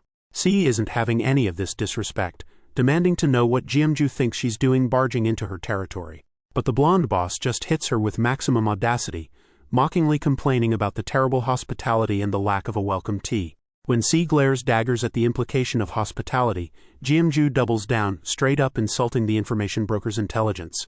She drops a heavy-veiled threat, casually mentioning that if she were actually here as an enemy, C would already be chopped into pieces.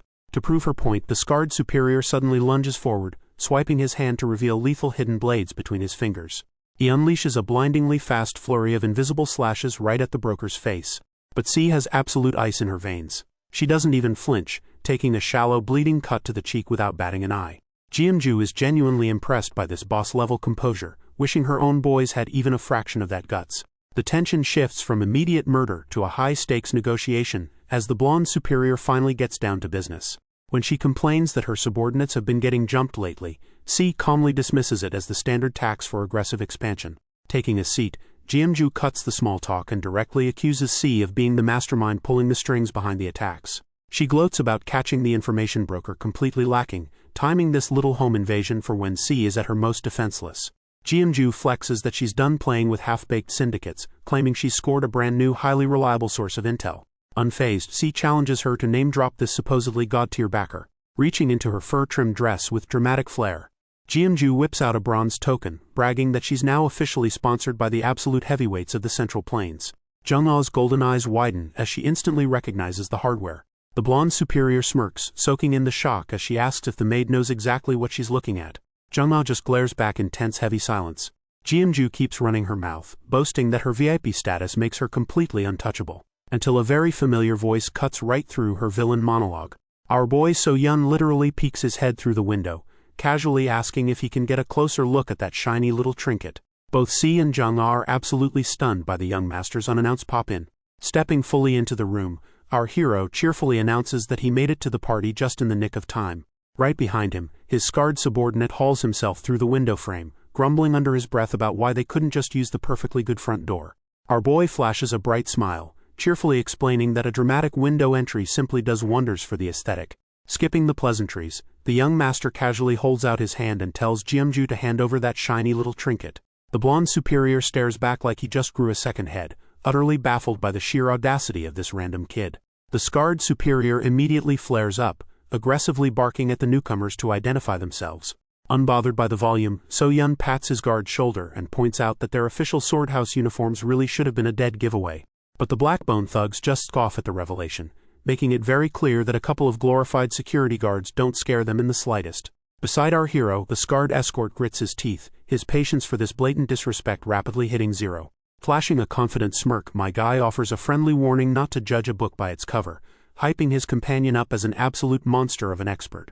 The hostile men practically double over laughing, completely dismissing the threat and mocking the very idea that this grumpy lackey is a heavy hitter. Realizing that words are completely wasted on these clowns, So-yun lets out a heavy sigh and officially gives his guard the green light to take the token by force. Accepting the order, the scarred subordinate cracks his knuckles as his eye flares a menacing demonic red, ready to show these thugs exactly why they should have listened. The scarred escort simply takes a single deliberate step forward, starting a terrifying countdown. Instantly, a suffocating heavyweight aura washes over the room, leaving the Blackbone thugs sweating bullets as the sheer pressure hits them like a truck. He drops step number 2, casually unsheathing his massive greatsword, while the entire room watches in absolute stunned silence. The hostile goons are completely paralyzed, trembling out of their boots as their fight-or-flight response completely short-circuits. Then comes the third and final step, his heavy boot kicking up a cloud of dust to seal their fate. Jeamju's eyes snap wide open as a sudden, impossible blur of motion catches her entirely off guard. In a literal flash, the scarred powerhouse bypasses her defenses to appear right behind the blonde superior, bringing his glowing red blade down in a blindingly fast execution strike. His heavy boot slams into the floorboards with enough force to send a shockwave rattling through the pavilion. But instead of cleaving her in half, the loyal guard respectfully presents the bronze token to our hero, having effortlessly snatched the VIP pass straight from her grip. Staring at her trembling, numb fingers, Jeam is hit with the horrifying realization that she was just completely and utterly outclassed by a supposed lackey. Totally unbothered by the sheer disrespect of the flex, my guy holds up his shiny new prize for a closer inspection. Flashing a satisfied grin, he turns back to Jung-ah, cheerfully confirming that the stolen token is 100% authentic. C chimes in, dropping some lore about how the bronze token used to be a sacred bloodbound vow from the swordhouse to protect its VIPs at all costs. Back in the day, it was the ultimate symbol of infinite trust. But our boy just casually tosses the relic back to Jeam, noting that these days it's been downgraded to a cheap corporate perk. Catching the token, the blonde woman flashes a smug smile, pointing out that even a watered-down badge still guarantees her absolute immunity from his blades. The young master gives a slight nod, admitting that ignoring the pass would tank whatever reputation his family has left. Hearing that calm, detached tone, the gears finally click in Jeamju's head as she realizes exactly who she's talking to.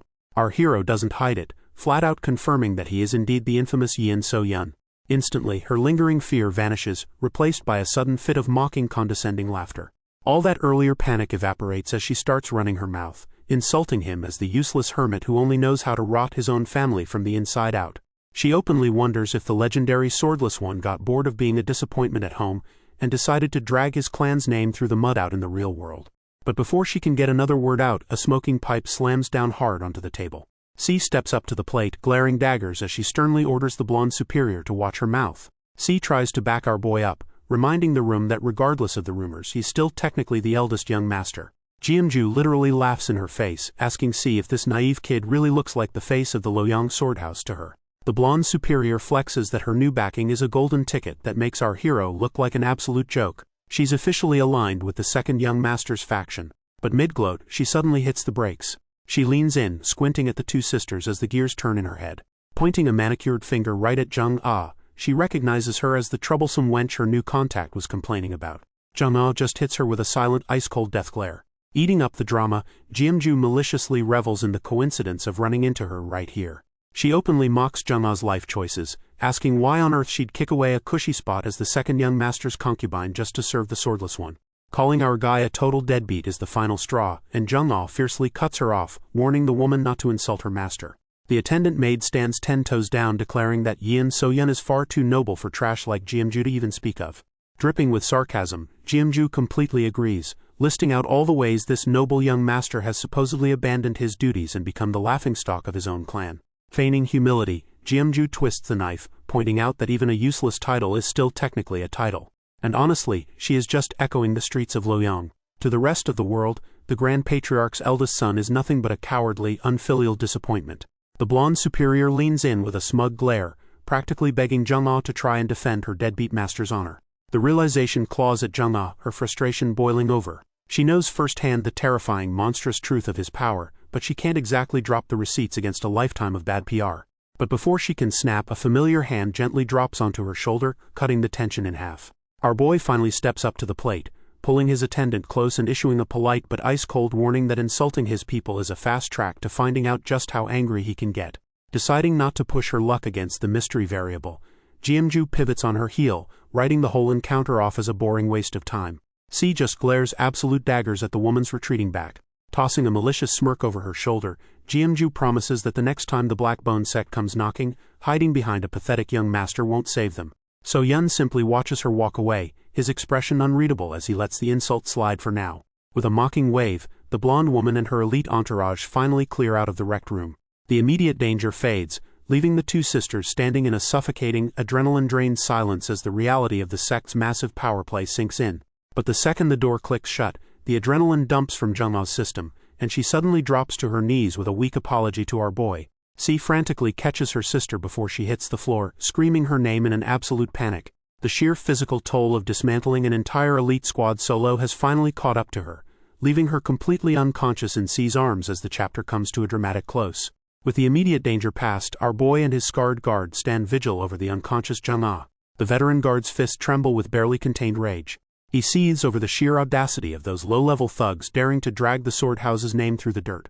He wishes he could have stripped them of their token and hacked them to pieces, apologizing aloud to his master for his forced inaction.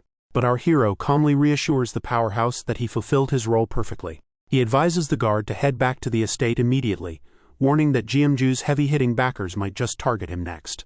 The scarred man protests, insisting his sworn duty is to protect the eldest young master. But my guy firmly reminds him that there's zero need to throw his life away for a master he hasn't formally pledged his sword to. Reluctantly, the loyal escort yields to the logic. So-yun casually hands him a folded document. It's an official written order concluding his temporary escort mission, giving him a clean out from the incoming storm. The guard accepts the dismissal, crumpling the paper in his fist in sheer frustration as he turns away. Alone in the hall, the scarred guard grinds his teeth, his pride stinging from how utterly powerless he's felt lately.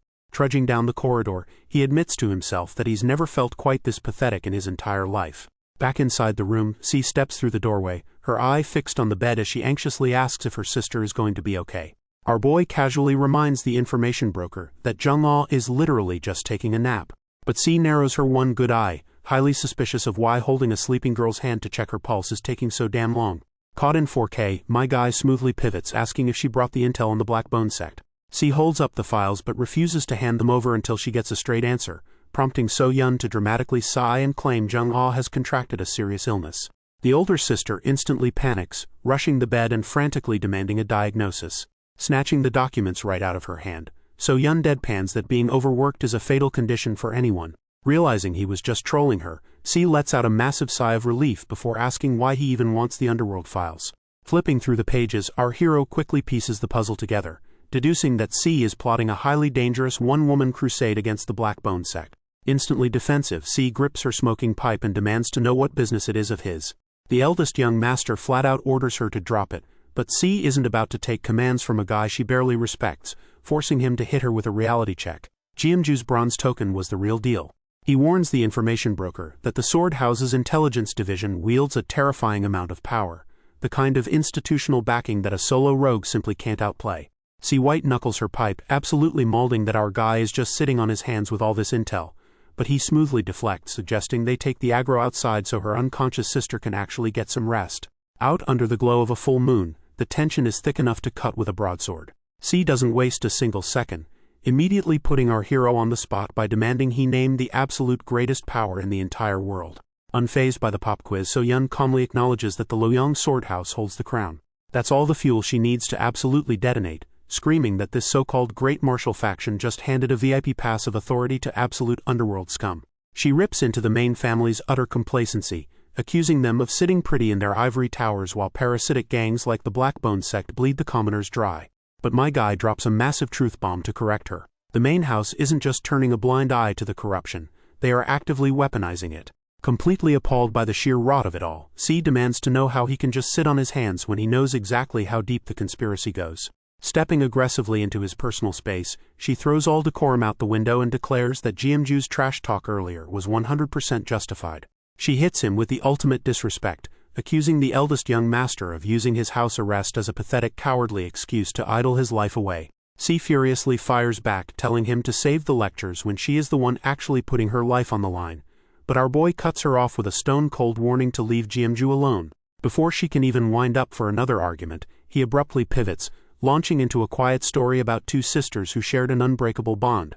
The sudden shift in tone completely derails her momentum, catching the information broker totally off guard. Pacing slowly through the courtyard, So-yeon describes an older sister overflowing with a fierce sense of justice, one who risked absolutely everything to save her home. But her righteous crusade ended in total failure, leaving her and every single one of her comrades slaughtered in the dirt. In his mind's eye, a prophetic vision of the future flashed before him, where the highly talented younger sister went completely mad with grief. The grim vision showed her going on an absolute rampage, violently butchering the men responsible for her sister's death in a bloody massacre. But the enemy forces were simply too strong, and she was ultimately hunted down and pierced by countless blades before the vision faded. C just stares at him, utterly bewildered by the grim, seemingly random tragedy. The eldest young master solemnly continues, explaining that the tragic duo couldn't even leave behind their noble intentions or their good names. Instead, the fabricated history books framed them as outright traitors, leaving the rest of the world to spit on their graves and curse their memories. C openly admits she has no idea what his point is, so our hero spells it out with chilling clarity. It is a story where the good perish in vain, and evil naturally emerges victorious. Turning his back, he drops the heavy question, asking if she's truly prepared to see her righteous crusade through, even if it demands a mountain of sacrifices. He presses the issue, his robes fluttering in the wind as he asks if she has the stomach to watch innocent people die for her cause. C vehemently rejects the very idea, swearing up and down that she would never let such a thing happen. A sinister dark aura begins to bleed from So-yeon as he explains the brutal math of reality. Changing the massive flow of history requires a proportional ocean of blood, a toll that good people simply cannot bear to pay. Lifting the cursed white mask to his face, So-yeon notes that the sisters in his story chose to sacrifice only themselves, ultimately changing absolutely nothing. C gasps, her visible eye widening in pure shock as she looks at the terrifying artifact. The second the mask snaps into place, the courtyard is crushed by a suffocating massive dark purple aura, and the eldest young master admits that in his youth he too dreamed of changing the world. But he quickly realized it was a wicked fantasy, explaining that the sheer weight of his noble birth made a peaceful, detached life completely impossible. Levitating above the ground in a maelstrom of swirling demonic energy, So-yeon explains how he desperately tried to discard his own greed, just to find a shred of tranquility. His glowing purple eyes pierce right through the featureless white visage as he admits his failure to escape his own fate, but points out that the destiny of C and her sister is still unwritten.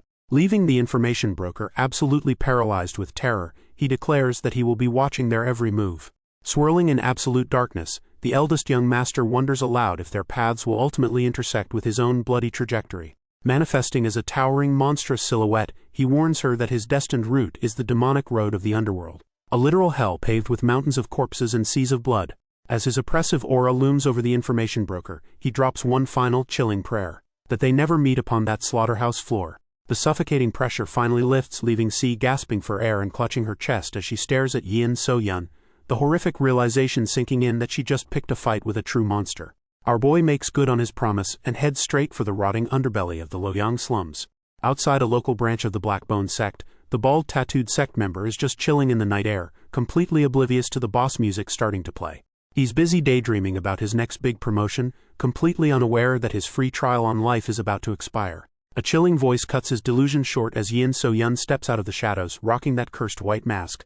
Taking one look at the scrawny intruder, the thug scoffs and tells him to kick rocks since they aren't taking new recruits.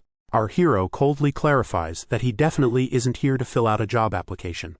But reading comprehension isn't exactly a requirement for the Blackbone sect, so the arrogant meathead decides to give him a special interview anyway. Flexing his stats, the thug challenges my guy to withstand just 2 of his hits if he wants a recommendation. Ominous purple energy flares from the eye of So-yeon's mask, deeply annoyed by this absolute NPC's stubbornness. Losing his temper at the disrespect, the bald thug throws a massive heavy-handed downward haymaker.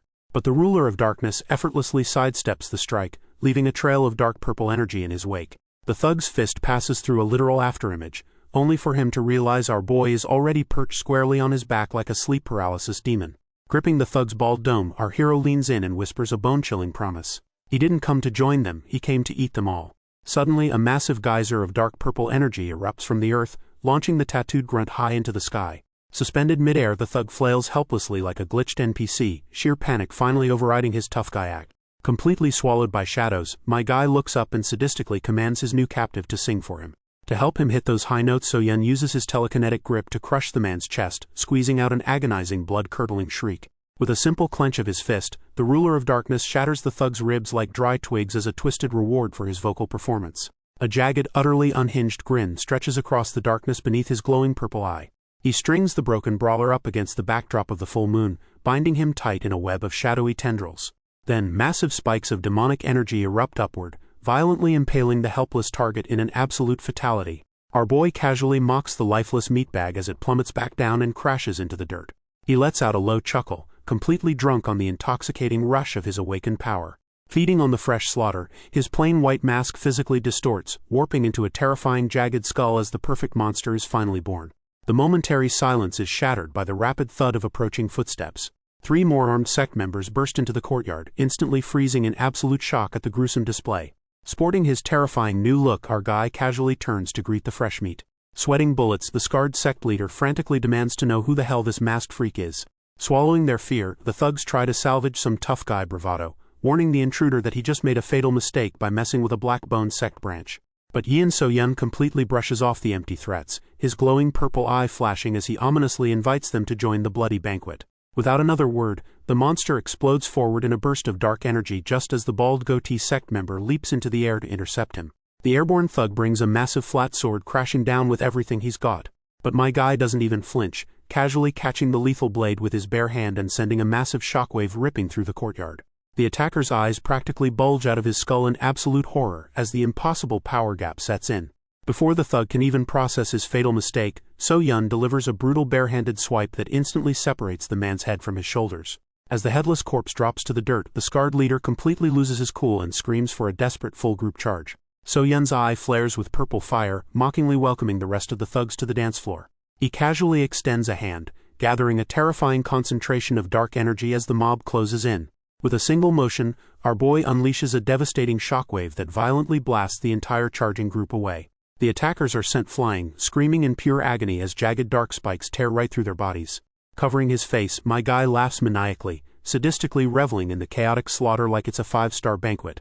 Thick pillars of purple energy brutally impale the remaining goons, turning them into human pincushions.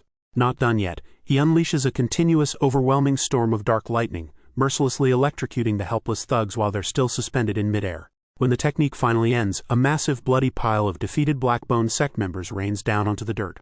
The swirling dark aura slowly begins to dissipate around the monster they just tried to jump. Standing at the absolute peak of his freshly made mountain of corpses, our hero actually sighs in disappointment. So-Yun laments that the fight ended far too quickly, completely unimpressed by the local muscle. But waste not, want not. Grabbing the surviving sect member by the collar, So-Yun decides to settle for a quick midnight snack. Hoisting the sobbing thug by the throat, my guy casually debates which limb looks the most appetizing. A jagged demonic grin splits the white mask as he chuckles, fully prepared to treat this dude like a midnight buffet.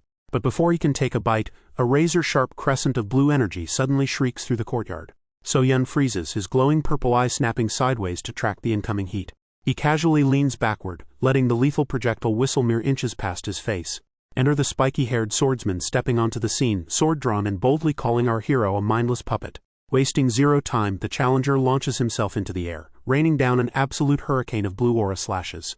However, the masked figure effortlessly bats the barrage away, his swirling dark energy clashing violently against the strikes in a shower of sparks.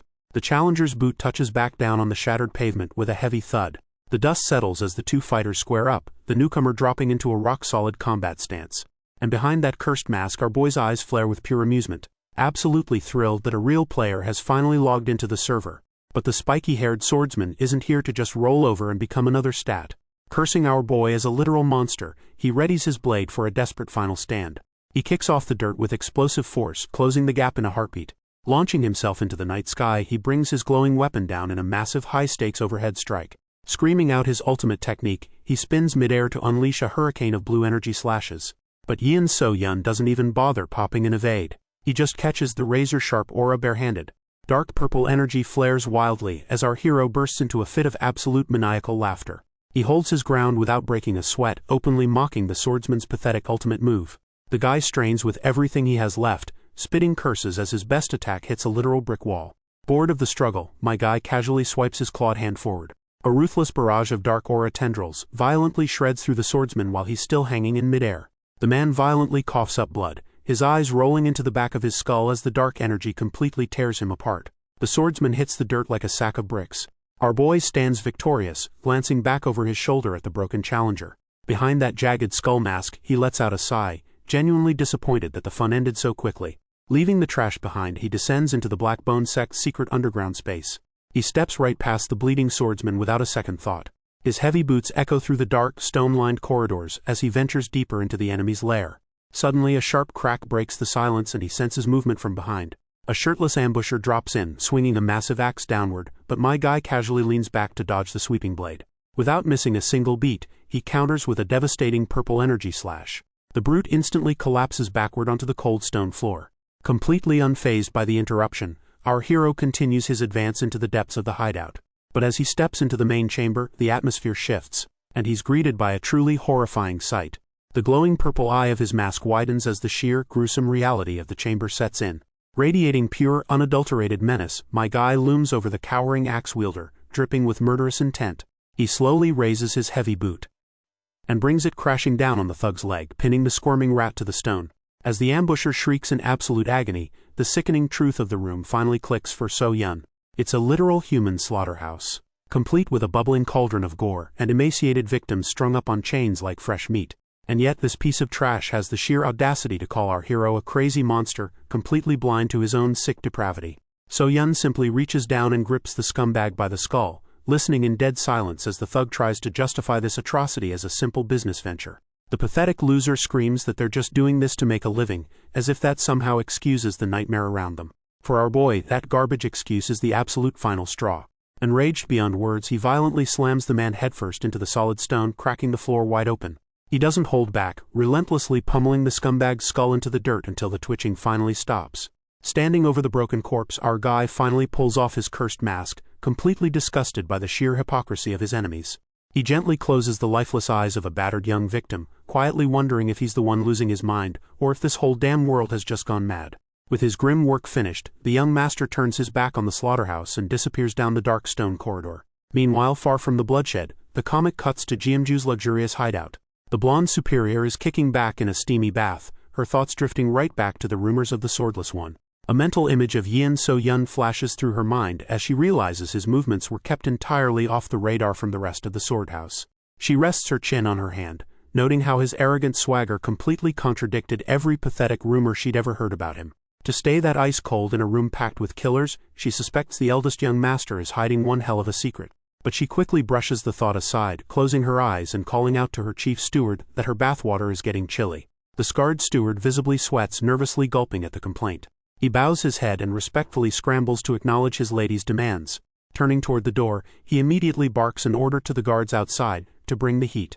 Moments later, a pair of hulking executioners drag a thrashing, terrified captive straight into the steamy chamber. Jeam casts a cold, critical eye over the sobbing sacrifice, casually complaining that the freshness of her supply is slipping. The chief steward bows and apologizes profusely, while the guards muscle the screaming victim right to the edge of the water. Without a single ounce of pity for the wailing soul, the blonde superior gives the chilling order to begin. A massive, muscular hand hoists a heavy blade high into the humid air, and with one sickening, brutal slash, the captive is executed on the spot. A violent spray of fresh, warm crimson pours directly into the steaming tub. Unfazed by the horror, Jeam literally scoops up the bloody bathwater and washes her face with it, casually sighing about her recent worries over getting wrinkles. Her eyes glow a demonic red as she bursts into maniacal laughter, absolutely reveling in her grotesque, twisted fountain of youth. But her macabre spa day is suddenly cut short by a frantic shout echoing from the courtyard. Now dressed in her signature red robes, Jeam stares in absolute shock as a messenger reports that their underground slaughterhouse has been completely wiped off the map. Her face twisting into pure fury, she demands to know exactly who had the nerve to touch her operation. The trembling messenger stammers out the grisly details, that every single thug at the facility completely lost their minds before they were wiped out. Jeam glares daggers at him, her patience snapping as she demands a physical description of whoever dared to cross her. Sweating bullets, the subordinate relays the terrified whispers of the survivors, claiming they were butchered by some kind of evil spirit or demonic monster. And then he drops the one detail that changes everything. The massacre was orchestrated by a single figure wearing a white mask. A dangerous silence falls over the room as her expression twists into pure murderous rage, locking onto that single unmistakable clue. Meanwhile, the chief steward confirms their thugs were slaughtered way too fast to leave behind a single surviving witness. Jeam connects the bloody dots, deducing that her men must have picked a fight with a seriously high-level martial artist. The man with the top knot nervously sweats, mentioning a disastrous incident last year when provoking a wandering expert got an entire branch wiped off the map. A fiery conceptual vision flashes of the martial world's brutal hierarchy, illustrating how true chi-wielding experts who have broken past the wall are an absolute mythical minority. But Jeam cynically points out the massive irony. For such supposedly rare, once-in-a-generation talents, their syndicate seems to run into them every other Tuesday. Playing it safe, the blonde superior orders her crew to keep their heads down and completely halt all operations. She figures whatever self-righteous vigilante is throwing a tantrum will eventually vent his anger on a few low-level goons, get bored of the crusade and move on. Scoffing at the very concept of chivalry, she insists her subordinates need to drop the main character syndrome and adapt to how the real world actually works. But her spiky-haired subordinate looks visibly troubled, muttering a single chilling word under his breath. A demon. Catching his hesitation, Jeam snaps her attention back and demands to know exactly what he just heard. The muscular guard turns to the chief steward, bringing up the hired hands who mysteriously vanished from their gambling house a few days ago. The top-knot-wearing steward waves it off, claiming that sketchy freelancers disappearing into thin air is just standard industry turnover. The spiky-haired guard starts sweating bullets, clearly holding back some crucial intel. Jeam isn't having it, screaming at the musclehead to spit it out before she loses her temper. He stammers out that he's a bit of a regular at the gambling den in question, and the word on the street is deeply unsettling. He paints a mental picture of the survivors' claims. They didn't just run into a strong martial artist, but a terrifying shadowy demon cloaked in a dark purple aura with glowing eyes. The guard admits he usually calls cap on the supernatural, but with so many witnesses backing up the same crazy story, it's hard to just brush off. The blonde woman immediately goes ballistic, tearing into him for bringing superstitious garbage into her boardroom. She demands they keep the conversation strictly business and stop chasing ghost stories. But mid-rant, a sudden realization hits her like a truck. She remembers it clearly. A shadowy vision of her own bizarre master flashed behind her eyes, making her legitimately sweat over whether another final boss entity with his freakish unknown origins was actually roaming the map. Before she can spiral too far into that thought, a panicked messenger bursts through the doors, gasping for air. The guy is absolutely losing his mind, screaming that yet another one of their branches has been completely wiped off the map. Jeam's blood runs ice cold as she asks if it was the white mask guy again, and the messenger's terrified confirmation seals the deal. Jeam rubs her temples and sighs, desperately trying to downplay the massive L they just took by claiming they expected to lose a few spots anyway. Still, she has to admit that speed running through their stationed guards means this masked menace is definitely a master-level threat. Coldly pragmatic, the lady decides to stick to the original playbook and let him farm her low-level grunts, viewing her own boys as completely replaceable cannon fodder.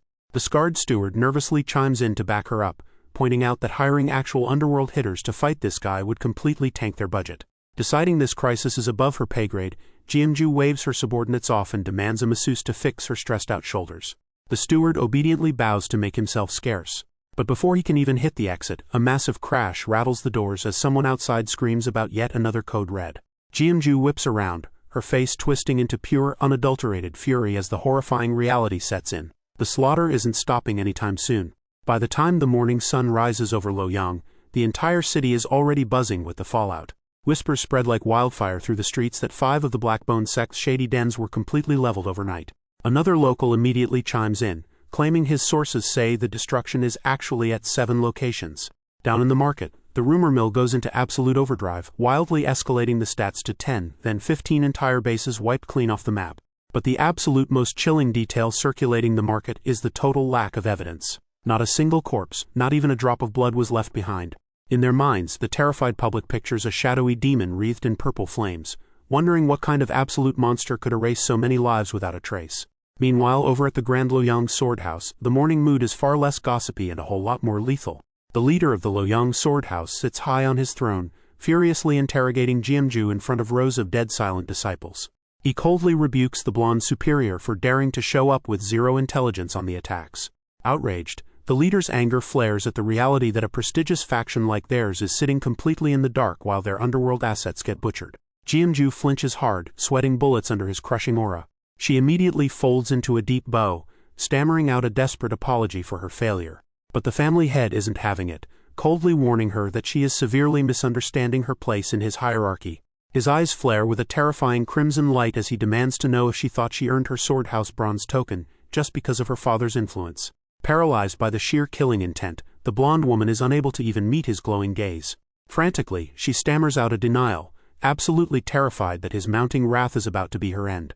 The leader just lets her stew in the suffocating silence, letting the seconds tick by on the hourglass just to watch her sweat. Finally, he breaks the quiet, completely annoyed that she's wasted 15 minutes of his incredibly valuable time. With a venomous glare, he barks at her to get out of his sight. The blonde woman bows at a perfect 90-degree angle, just grateful she's leaving this room with her head still attached to her neck. She turns on her heel and quickly makes her way toward the exit. But just as she's about to escape, the family head drops one last chilling ultimatum. If she disappoints him one more time, he'll strip her of that precious bronze token and hand it to someone who actually gets results. The threat hits her like a truck, leaving her wide-eyed and paralyzed by the sheer terror of losing her status. Meanwhile, across the sprawling estate, the morning sun beats down on the Sword House Astronomer's Pavilion. Inside, a man is absolutely dead to the world, snoring face first into a desk piled high with scrolls and empty bottles. A visitor from the night shift stands over him, letting out a massive sigh of exasperation at his coworker's legendary laziness. Realizing that gentle words aren't going to cut it, the visitor grabs the guy by the collar and violently shakes him awake, screaming that they have a massive emergency on their hands. Shoving a cup of water into the groggy man's hands, the night shift worker urges him to snap out of it, insisting that what he spotted in the sky changes everything. His face deadly serious, he reveals that he bore witness to a terrifying ill omen. The sleepy man just waves it off, muttering into his cup that bad omens pop up all the time in their line of work. But the visitor cuts him off cold, clarifying that this wasn't just your run-of-the-mill bad luck. It was a great omen. He remembers it clearly. He stared up into the pitch-black sky and watched the ultimate server-wipe omen burn into his mind's eye, the heavenly killing star, an apocalyptic harbinger of pure blood and death. The spiky-haired colleague is sweating bullets, asking his buddy if the insane rumors about the heavenly killing star are actually legit.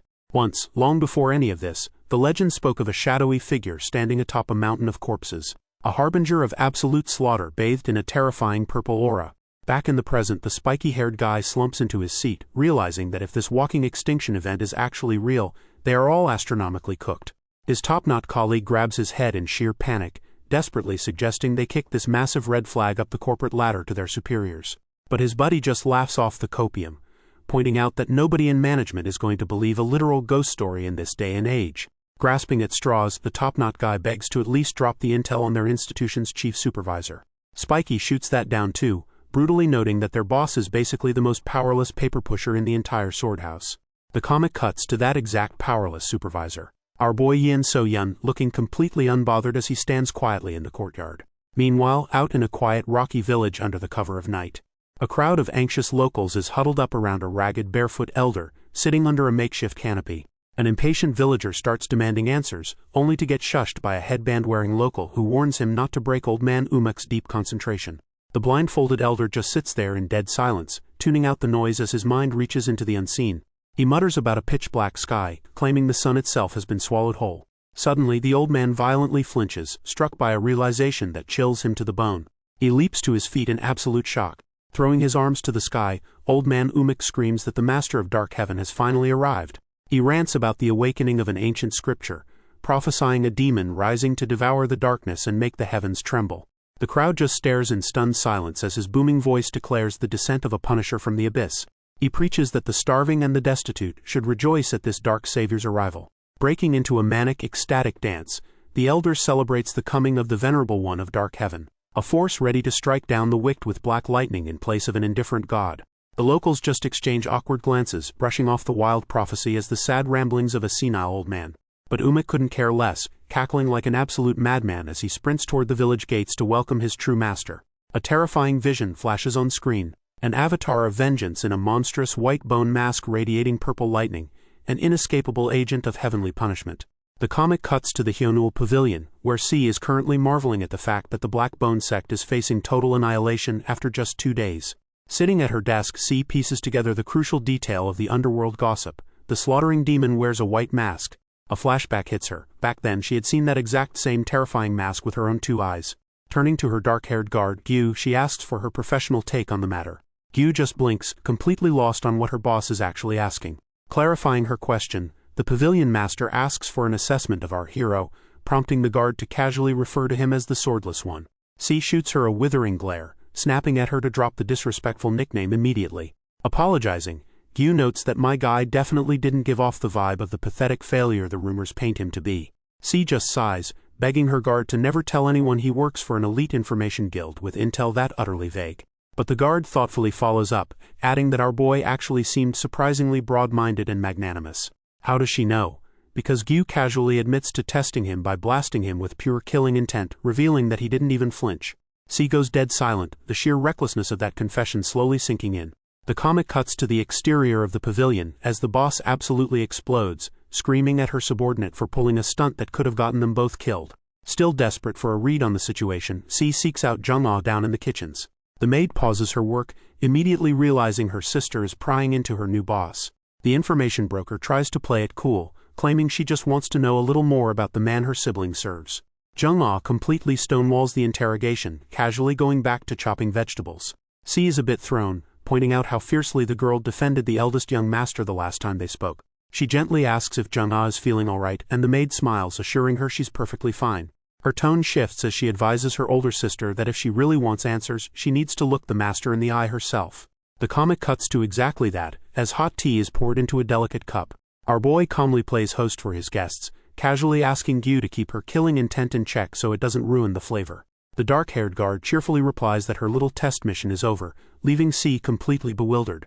With a gentle smile, my guy pushes the freshly poured cups across the table. Sweating bullets, C stammers out a thank you, completely disarmed that this supposedly terrifying figure is personally serving tea to her bodyguard. Gyu eagerly accepts the cup, thanking the eldest young master while C watches in sheer exasperation. Taking a sip, the guard immediately praises the brew's aroma, leaving her boss internally screaming at her complete lack of professionalism. Our hero just chuckles, humbly brushing off the compliment. But Gyu doubles down, insisting she isn't the type to hand out empty praise. Amused by her blunt honesty, my guy playfully offers her a job if she ever feels like jumping ship. Without missing a beat, the guard jokes that judging by her boss's current glare, she might be taking him up on that offer real soon. The young master bursts into genuine laughter, completely enjoying the banter. Watching them, C realizes just how crazy this is. Her guard is notoriously picky about people, yet she's completely at ease with this supposed monster. Settling back down, our boy finally turns his attention to the real matter at hand, politely asking what brings the busy pavilion master to his humble doorstep. Done beating around the bush, C looks him dead in the eye and asks the million-dollar question, is he the venerable one of dark heaven? Taking a calm sip of his tea, the young master doesn't even blink, casually asking what in the world she's talking about. Refusing to back down, the eye patch woman explains that it's the name being whispered by the terrified survivors of the Blackbone sect. As she speaks, an image of the rumored savior flashes before her mind's eye. A mysterious figure draped in the crisp white robes of a scholar, his face hidden behind a stark white mask. Unfazed, our guy just smiles over his teacup, casually remarking that whoever this vigilante is, he sounds like a pretty stand-up citizen. But C isn't letting him play dumb, flat out stating that he owns that exact same outfit. Leaning into the accusation, the young master flashes a confident smirk and dares her to toss his room if she's so sure. Her composure finally cracking, the pavilion master desperately begs for the truth, demanding to know what his cryptic warnings from before actually meant. The silence stretches out as So-yeon just sits there, his gentle carefree facade slowly melting away. Meeting her emotional outburst with a dead serious stare, he drops the act entirely and asks a single heavy question. Is she truly prepared for the answer? Our boy stares her down, asking if she's genuinely ready to stomach the cost of this crusade, even if it means a mountain of innocent casualties. C admits his grim warning has been living rent-free in her head since their last chat. A dark vision flashes in her mind's eye, an ocean of blood vast enough to violently redirect the flow of history itself. But she refuses to back down, white-knuckling her fist as she accepts the terrible necessity of collateral damage. Stunned, she finally asks the million-dollar question. Is the eldest young master actually plotting a full-scale dynastic revolution? My guy just chuckles at the phrase. While C and her attendant sweat bullets, our hero casually drops some ancient philosophy. He notes that a ruler who throws out benevolence and righteousness is no longer a king, but a common thug. And historically speaking, putting down a corrupt tyrant isn't a grand assassination. It's just taking out the trash. Feeling the crushing weight of his words, he asks if his intended path is truly that extreme. An apocalyptic vision flares behind her eyes. A literal hellscape built on mountains of corpses and seas of blood, mirroring the demonic underworld. She points out that even the greatest minds on the continent would call such a bloody upheaval completely impossible in this era. So-yeon nods, highlighting the bizarre stability of a world where the gap between the rich and the poor is a complete chasm. In an era like this, a traditional peasant uprising is just a laughable pipe dream. Sweating under the crushing pressure, C desperately asks what his actual path forward is. A chilling smile creeps across our hero's face as he finally lays out his grim conclusion. He questions why the blood of the innocent, those who just wanted ordinary lives but were forced to die for a cause, is the only currency history accepts. His eyes flare a demonic red as he pitches a pitch-black alternative. What if they just slaughter every single villain instead? C is completely floored by the sheer audacity of the idea. My guy doesn't stutter, confidently doubling down on substituting the required innocent sacrifices with a mountain of dead scum. She assumes he has to be joking, unable to fathom taking the metaphorical cost of revolution so brutally literal. Pushing his chair back, So-yeon stands up and smoothly frames the whole thing as a purely hypothetical thought experiment. He turns his back on her, casually suggesting they should at least entertain the math. C immediately pokes holes in the childish logic, pointing out that drawing a clean line between good and evil is never that simple. She argues that the goalposts for law and morality are constantly shifting depending on who's writing the rules. On top of that, she notes that no one has the raw power to arbitrarily judge and execute enough villains to actually patch the timeline. She harshly condemns the entire concept, stating that playing unilateral executioner isn't justice. It's the work of a madman and an even greater evil. But mid-rant, her solitary eye widens in sheer, unadulterated horror as the puzzle pieces finally click into place. A terrifying image flashes through her mind of a grim reaper clutching a blank white mask. She pictures an entity of divine punishment, wreathed in dark energy, stepping up to strike down the wicked in place of an indifferent heaven. Trembling in her seat, she breathes the name of the terrifying local myth, the Venerable One of the Dark Heavens. Our boy just flashes a sinister, shadow-drenched smile, casually noting that it's a pretty solid title, and he's sure the Venerable One would appreciate the hype. He then pivots, completely reframing her harsh condemnation of his supposedly childish thought experiment. Looking down with total confidence, my guy openly muses whether this dark, bloody path of unilateral justice is actually possible to pull off. His oppressive aura suddenly swallows the entire room as he challenges her worldview, asking if taking on the bloody burden of punishing sins so the weak don't have to truly make someone a monster. Completely overwhelmed by the sheer, suffocating weight of his conviction, C is left utterly speechless. Unable to handle the suffocating pressure a second longer, C formally excuses herself. Our boy calmly dismisses her as she makes a beeline for the exit. The second she turns away, she shifts straight into commander mode, noting that only the Blackbone sect's main headquarters is left standing. Without missing a beat, she declares that she and her elite operatives are moving on the compound today. Her attendant immediately flags the massive political risk, warning that Jeam Jincheon holds a sword house bronze token that essentially makes her untouchable. But C clarifies they aren't actually storming the front gates. Someone else is already scheduled to handle the heavy lifting inside. Their job is simply to lock down the perimeter and make sure no one escapes the slaughter. As for the inevitable political fallout from the Sword House, the information broker is fully prepared to clash with whoever backed Jeamju if it comes down to it. Catching her ironclad resolve, my guy cracks a deeply satisfied smirk. With their roles set, C and her attendant step out to execute the blockade. The heavy door slides shut, leaving the young master alone in the quiet room to prepare for the bloodbath. Staring out into the sunlight, our boy's one-man crusade of total slaughter is officially locked in. Meanwhile, at the Blackbone Sect headquarters, a brutal red energy wave carves through the air. A scarred enforcer ruthlessly cuts down a fleeing subordinate, leaving the rest of the tattooed thugs cowering in sheer terror. Glaring at the trembling survivors, the enforcer spits venom at the cowards trying to jump ship before the storm hits. He screams that holding the line isn't a request. It's Lady Jeamju's strict, non-negotiable order. Hoisting his blood-soaked blade high, he rallies the remaining men to brace themselves for a suicidal honorable death. The comic cuts over to Jeamju's lavish hideout. Inside, the blonde superior sits at her desk asking her subordinate if her adoptive father has officially left her out to dry. The top-knot messenger nervously confirms that no backup is coming. The realization claws at her. There's no way the old man would risk his precious elite fighters against a completely unknown monstrous threat. Gritting her teeth, Jeamju stews in bitter, helpless frustration. Her fists tremble as the harsh reality sinks in. To her so-called father, his adopted daughters are nothing more than disposable pawns meant to be thrown to the wolves. The top-knot subordinate nervously adds that the family head left one final, specific message just for her. He hesitates, trembling under her piercing, impatient glare. When he finally spits the words out, Jeamju's face contorts in pure furious disbelief. She completely loses her mind, screaming at the top of her lungs as she violently obliterates her desk into kindling. Chest heaving, she grinds her teeth together, desperately trying to rein in her explosive temper. Standing amidst the shattered wood, she coldly demands to know exactly how many slaves are currently held in the headquarters. The terrified messenger stammers that the head count is low, since they rarely process human transactions at this location. Clutching her head in despair, a vision of her bizarre, shadowy master looms in her thoughts. She never wanted to resort to his twisted teachings, but she's out of options. With her back against the wall, she orders every single slave and useless non-combatant to be dragged down to the basement immediately. Flashing a deeply sinister smile, Jeamju prepares to initiate a horrific dark ritual to save her own skin. As the sun dips below the Loyang skyline, the Hyonul Pavilion quietly gears up for war. A lone crow caws over the red-lit streets, nature's grim heads up for the bloodshed to come.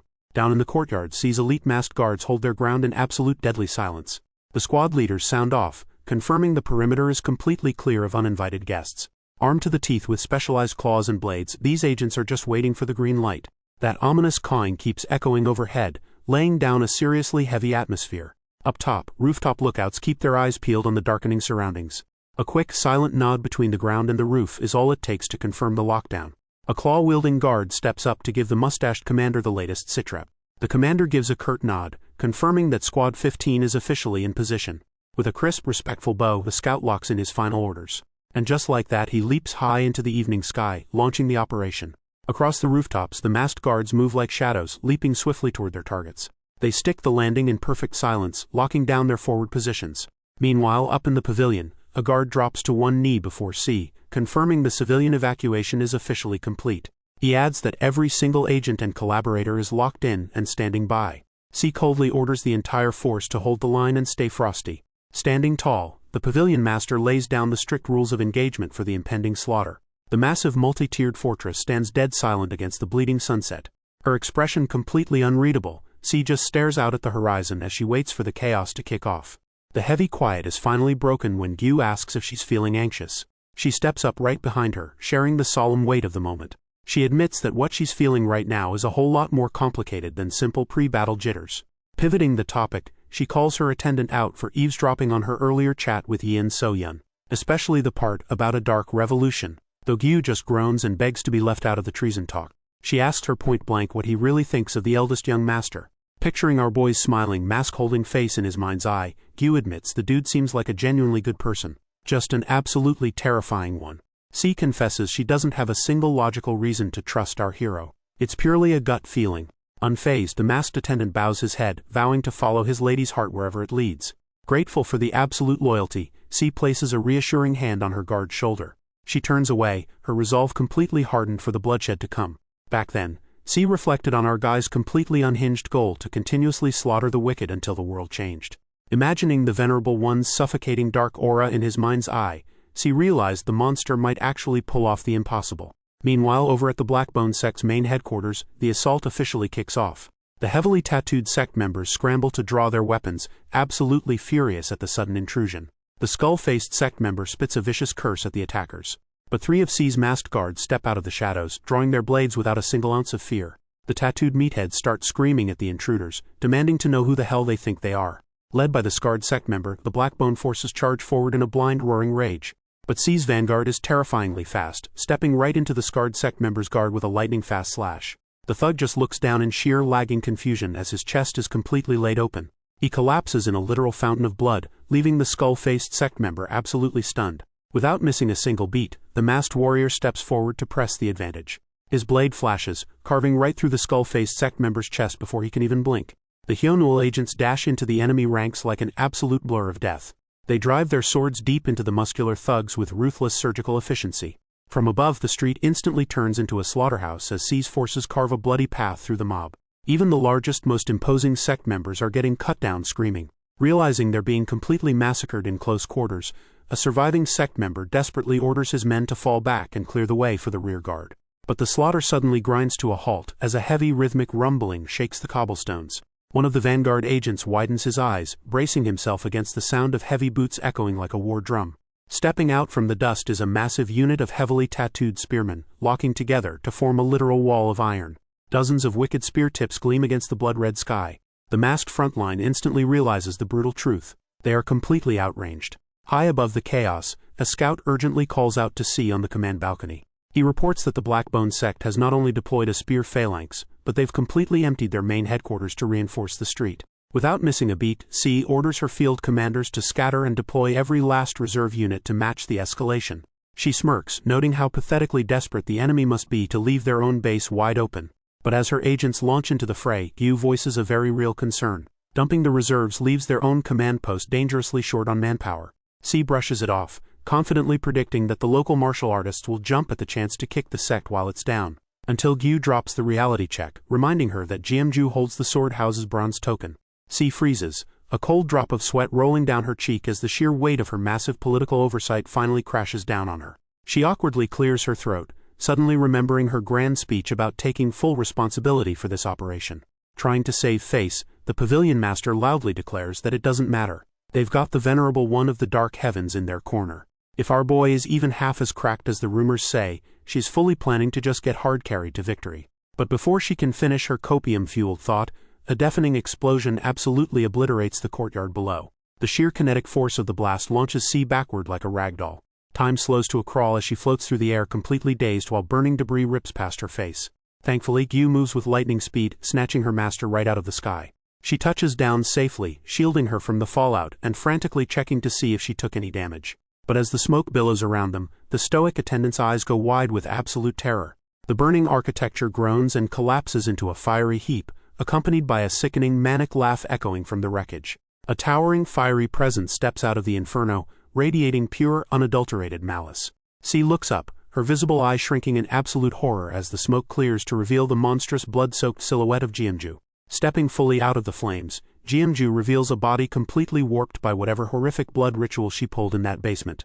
Sporting pulsing black veins, glowing red eyes, and a mouth full of razor-sharp teeth, Jeamju flashes a demonic smile that promises absolute slaughter. C and Gyu are absolutely paralyzed by the sheer horror of the monstrosity standing in the wreckage. Jeamju's scarred face twists into a manic smile as she locks her glowing red eyes right onto the master of Hyonul Pavilion. Without a single second of hesitation, the transformed monster lunges forward in her tattered red robes, screaming for C to die. The pavilion master's visible eye shrinks in pure, unadulterated panic. As the attacker dives straight for the kill, Gyu desperately reaches out, screaming for her lady to watch out. She practically begs her to escape the blast zone while she still can. Knowing she's completely outmatched here, C dashes away, ordering her loyal guard to survive at all costs. Fleeing the courtyard, she internally prays for our hero, the Venerable One of the Dark Heavens, to finally make his grand entrance. A sudden heavy gust of wind sweeps through the battlefield. Jeamju grinds her razor-sharp teeth together, absolutely furious at the interruption. She screams into the empty air, mocking the pavilion master for running away like a total coward. But Gyu steps firmly into the monster's path, planting her feet and declaring himself as her opponent. The scarred monster glares daggers at the lone guard, barking at him to get the hell out of her way. If she doesn't want his life violently cut short right here and now. But Gyu just tightens her grip on her blade, flat out refusing to back down and declaring that her pride won't let her fold so easily. The comic cuts to an abstract vision of the martial arts world, introducing a conceptual ceiling known simply as the wall. The imagery shows that as fighters grind their stats and level up, their progress eventually flatlines against an insurmountable barrier. But the vision reveals that those rare few who actually shatter that ceiling attain a tier of strength that turns them into completely different beings. These transcendent, aura-wielding powerhouses are revered by the masses as true experts. Snapping back to the brutal reality of the courtyard, Gyu braces herself as Jeamju unleashes a massive suffocating wave of fiery red energy. Her eye widens in sheer panic as a terrifying realization claws at his mind. The overwhelming, oppressive death aura this blonde monster is radiating proves without a doubt that she has crossed that impossible wall, forcing the guard to desperately leap backward as a massive spike of red energy erupts from the stone. Jeamju doesn't give her a single frame to breathe, unleashing a relentless flurry of upward energy slashes that completely juggle the airborne guard. Still airborne, Gyu's brain short-circuits as she spots something completely impossible. A colossal arm forged entirely of dark red energy manifests directly from Jeamju's body. The massive construct swats the masked subordinate out of the sky with the force of a literal bomb. Veins bulging, Jeamju laughs like an absolute maniac, mocking the guard for ever thinking his pathetic power level could even scratch her. She immediately follows up, bombarding the area with a rapid-fire barrage of giant, heavy-hitting energy hands. Gyu desperately throws up her blade to block the onslaught, the metal screaming and sparking against the overwhelming pressure of the attack. But in a flash, the scarred monster closes the distance instantly, grinning with a demonic claw raised for the kill. A chilling wave of pure dread washes over Gyu as she whispers, "That small fry should just get out of her way." The giant red hand slams down, detonating into a devastating, fiery explosion. Taking the full brutal brunt of the strike, Gyu is violently crushed, blood spraying from her mouth. She collapses to her knees in the center of a smoking crater, her sword discarded and her strength utterly broken. Through the settling dust, Jeamju's newly clawed foot steps forward. She looms out of the smoke, casting a menacing shadow over the broken warrior. Flashing a sadistic, jagged grin, she actually compliments him for not dying on the spot. Gyu can barely even process the taunt, gasping for air as her battered body screams in agony. Staring down at his trembling, blood-soaked hand, the grim reality sets in. Her internal chi is practically running on fumes. The devastating strikes highlight the sheer terror of an expert who fights completely barehanded. She can't help but wonder what kind of twisted, horrific ritual warped her flesh into this monstrous state. But backing down isn't an option. Forcing herself past her absolute limits, Gyu tightens her grip on her blade and drags himself back to her feet. Jeamju's smile vanishes, her veins bulging as she snaps at the insolent insect daring to ignore her praise. Furious, she blasts out a massive, suffocating wave of crimson energy that washes right over him. Cold sweat drips down Gyu's face as the horrifying realization hits her. This isn't just raw power. It's pure, concentrated killing intent, and she's daring her to survive what comes next. Gyu freezes as the crimson tsunami descends, her mind completely blanking out as she accepts her imminent deletion. But right before the game over screen hits, a massive spiked gauntlet swings into frame and completely shatters the lethal attack. She stares up in sheer disbelief, his jaw practically hitting the floor. Standing between her and the monster is a girl rocking twin buns, casually blowing the smoke off her knuckles like it was nothing. Throwing a confident smirk over her shoulder, she looks completely unbothered by the boss-level threat. Hefting her ridiculously oversized weapon, she casually asks if she kept him waiting. Before she complete her dialogue, the giant crimson arm slams her right there, sending her flying backward through the air. Digging her heels into the dirt, the blonde attacker skids across the courtyard and sticks a flawless landing. Unfazed, the twin-bunned girl cheerfully announces that the cavalry has officially logged into the server. Right on cue, a muscular swordsman leaps into the fray, bringing down a massive glowing blade to back her up. Taking in the swirling vortex of dark red energy, the big guy sweat drops and admits this opponent is built entirely different. Posting up back-to-back, he warns his partner that they might actually wipe on this raid, but the girl just hypes them up, totally convinced they can clutch the win if they jump her together. Still clutching her chest, Gyu anxiously scans the perimeter, asking if they have any more backup on the way. The gauntlet-wielding girl gives him an apologetic look, breaking the bad news that their three-man party is currently at max capacity. Swallowing those terrible odds, Gyu forces herself fully upright and draws her blade, locking in with the front line. The three warriors stand shoulder to shoulder, completely dwarfed by the apocalyptic hurricane of blood-red energy radiating off the transformed monster. Basking in her own dark power, Jeamju flashes a razor-toothed grin and arrogantly dares them to stop whispering and rush her all at once. The sun is setting over the compound, but this isn't some peaceful golden hour. It's the backdrop to an absolute bloodbath. The Hyunul defenders draw their steel, bracing for the worst. C grinds her teeth, feeling the sheer weight of the impending disaster. She stands frozen in the command post, the suffocating tension thick enough to cut with a knife. Outside, the compound is already going up in smoke, flames licking the twilight sky as desperate shouts echo through the courtyard. She barks at her subordinate, demanding to know if there's any backup left to deploy, but the answer is a grim negative. Desperation creeping into her voice, the pavilion master screams for Squad 3 to hold the line. But out on the front lines, her men are dropping like flies, battered squad leaders dragging their bleeding comrades and calling for an immediate retreat. Another messenger rushes in, breathlessly reporting that Squad 17 is begging for reinforcements. The horrific updates keep piling up as another unit breaks formation, leaving C utterly stunned at how fast her elite forces are crumbling. The chaotic symphony of clashing metal and dying screams rings out across the burning rooftops. Down in the dirt, the Black-Bone sect attackers are tearing through the defenders like wet tissue paper, with one tattooed brute casually snapping a guard's arm in half. One of the tattooed attackers brings down a massive axe, forcing a Hyunul guard into a desperate spark-showering block. The heavy blade grinds against the defender's steel as he physically buckles under the crushing pressure. Panic sets in as the guard realizes these guys have the raw strength of absolute monsters. Because right in front of him, a black-bone brute with glowing red eyes just keeps swinging, completely unbothered by the literal sword currently impaled straight through his stomach. Trying to turn the tide, black-uniformed defender kicks the attacker. He lands a brutal right hook squarely on a tattooed thug's jaw, staggering the guy backward. Without missing a frame, the guard follows up with a lightning-fast sword slash. Driving his weapon straight down, the defender impales the attacker's skull and neck in a massive gory spray of crimson. That brute finally drops dead into the dirt, the steel still lodged firmly in his dome. Nearby, another defender manages to rip a deep gash across an attacker's chest, drawing a violent scream. But the W's are short-lived, as the Black-Bone counter-offensive instantly shreds another guard in a brutal spray of blood. Standing amidst the absolute slaughter, a masked defender listens to the echoing cries for help, realizing these unkillable freaks have completely overrun the zone. The courtyard devolves into an absolute meat grinder, with agonizing screams echoing over the sickening crunch of bone. A masked defender watches his squad get dismantled, his eyes wide with pure unadulterated terror. He mutters that they've stepped into a living hell, the once pristine pavilion now painted in blood and choking smoke. And he's not wrong. Another guard bleeds out in the dirt, his left arm completely sheared off. Across the compound, C's attendant is running on fumes, gasping for air with blood streaked across her cheek. Gripping her wooden sword in a desperate guard stance, the defender in black shields the twin buns girl as a suffocating aura rolls toward them. Stepping out of the flames like an absolute raid boss is Jeam Jincheon, her monstrously transformed face twisted into a mocking sneer as she notes how quickly they broke. The attendant grits her teeth in furious defiance, while the girl cowering behind her is practically paralyzed by the sheer killing intent. A bizarre green orb embedded in the cracked stone violently sparks with toxic energy. That raw aura alone is enough to deal internal damage, forcing the twin buns girl to violently cough up blood as the attendant whips around in panic. Jeam Jincheon just throws her head back and cackles, absolutely eating up their despair and bragging about how fun it is to watch the weak squirm. Flashing a nightmare-inducing smile, the blonde monster promises to send C to the afterlife right behind them so they won't be lonely. The attendant stands completely paralyzed, shielding the twin buns girl as the sheer, suffocating weight of the situation crushes down on them. Jeam Jincheon's cracked lips curl into a sadistic grin, savoring every single second of their terror. A memory hits her of moments ago. The command post was falling and she screaming for the young lady to run. She watched C desperately reach out in the chaos, praying that at least the girl would make it out alive. Snapping back to the present, the attendant tightens her grip on her sword, her knuckles turning white. Blood drips from her ruined eye, and she knows with absolute certainty that there is zero chance of winning this fight.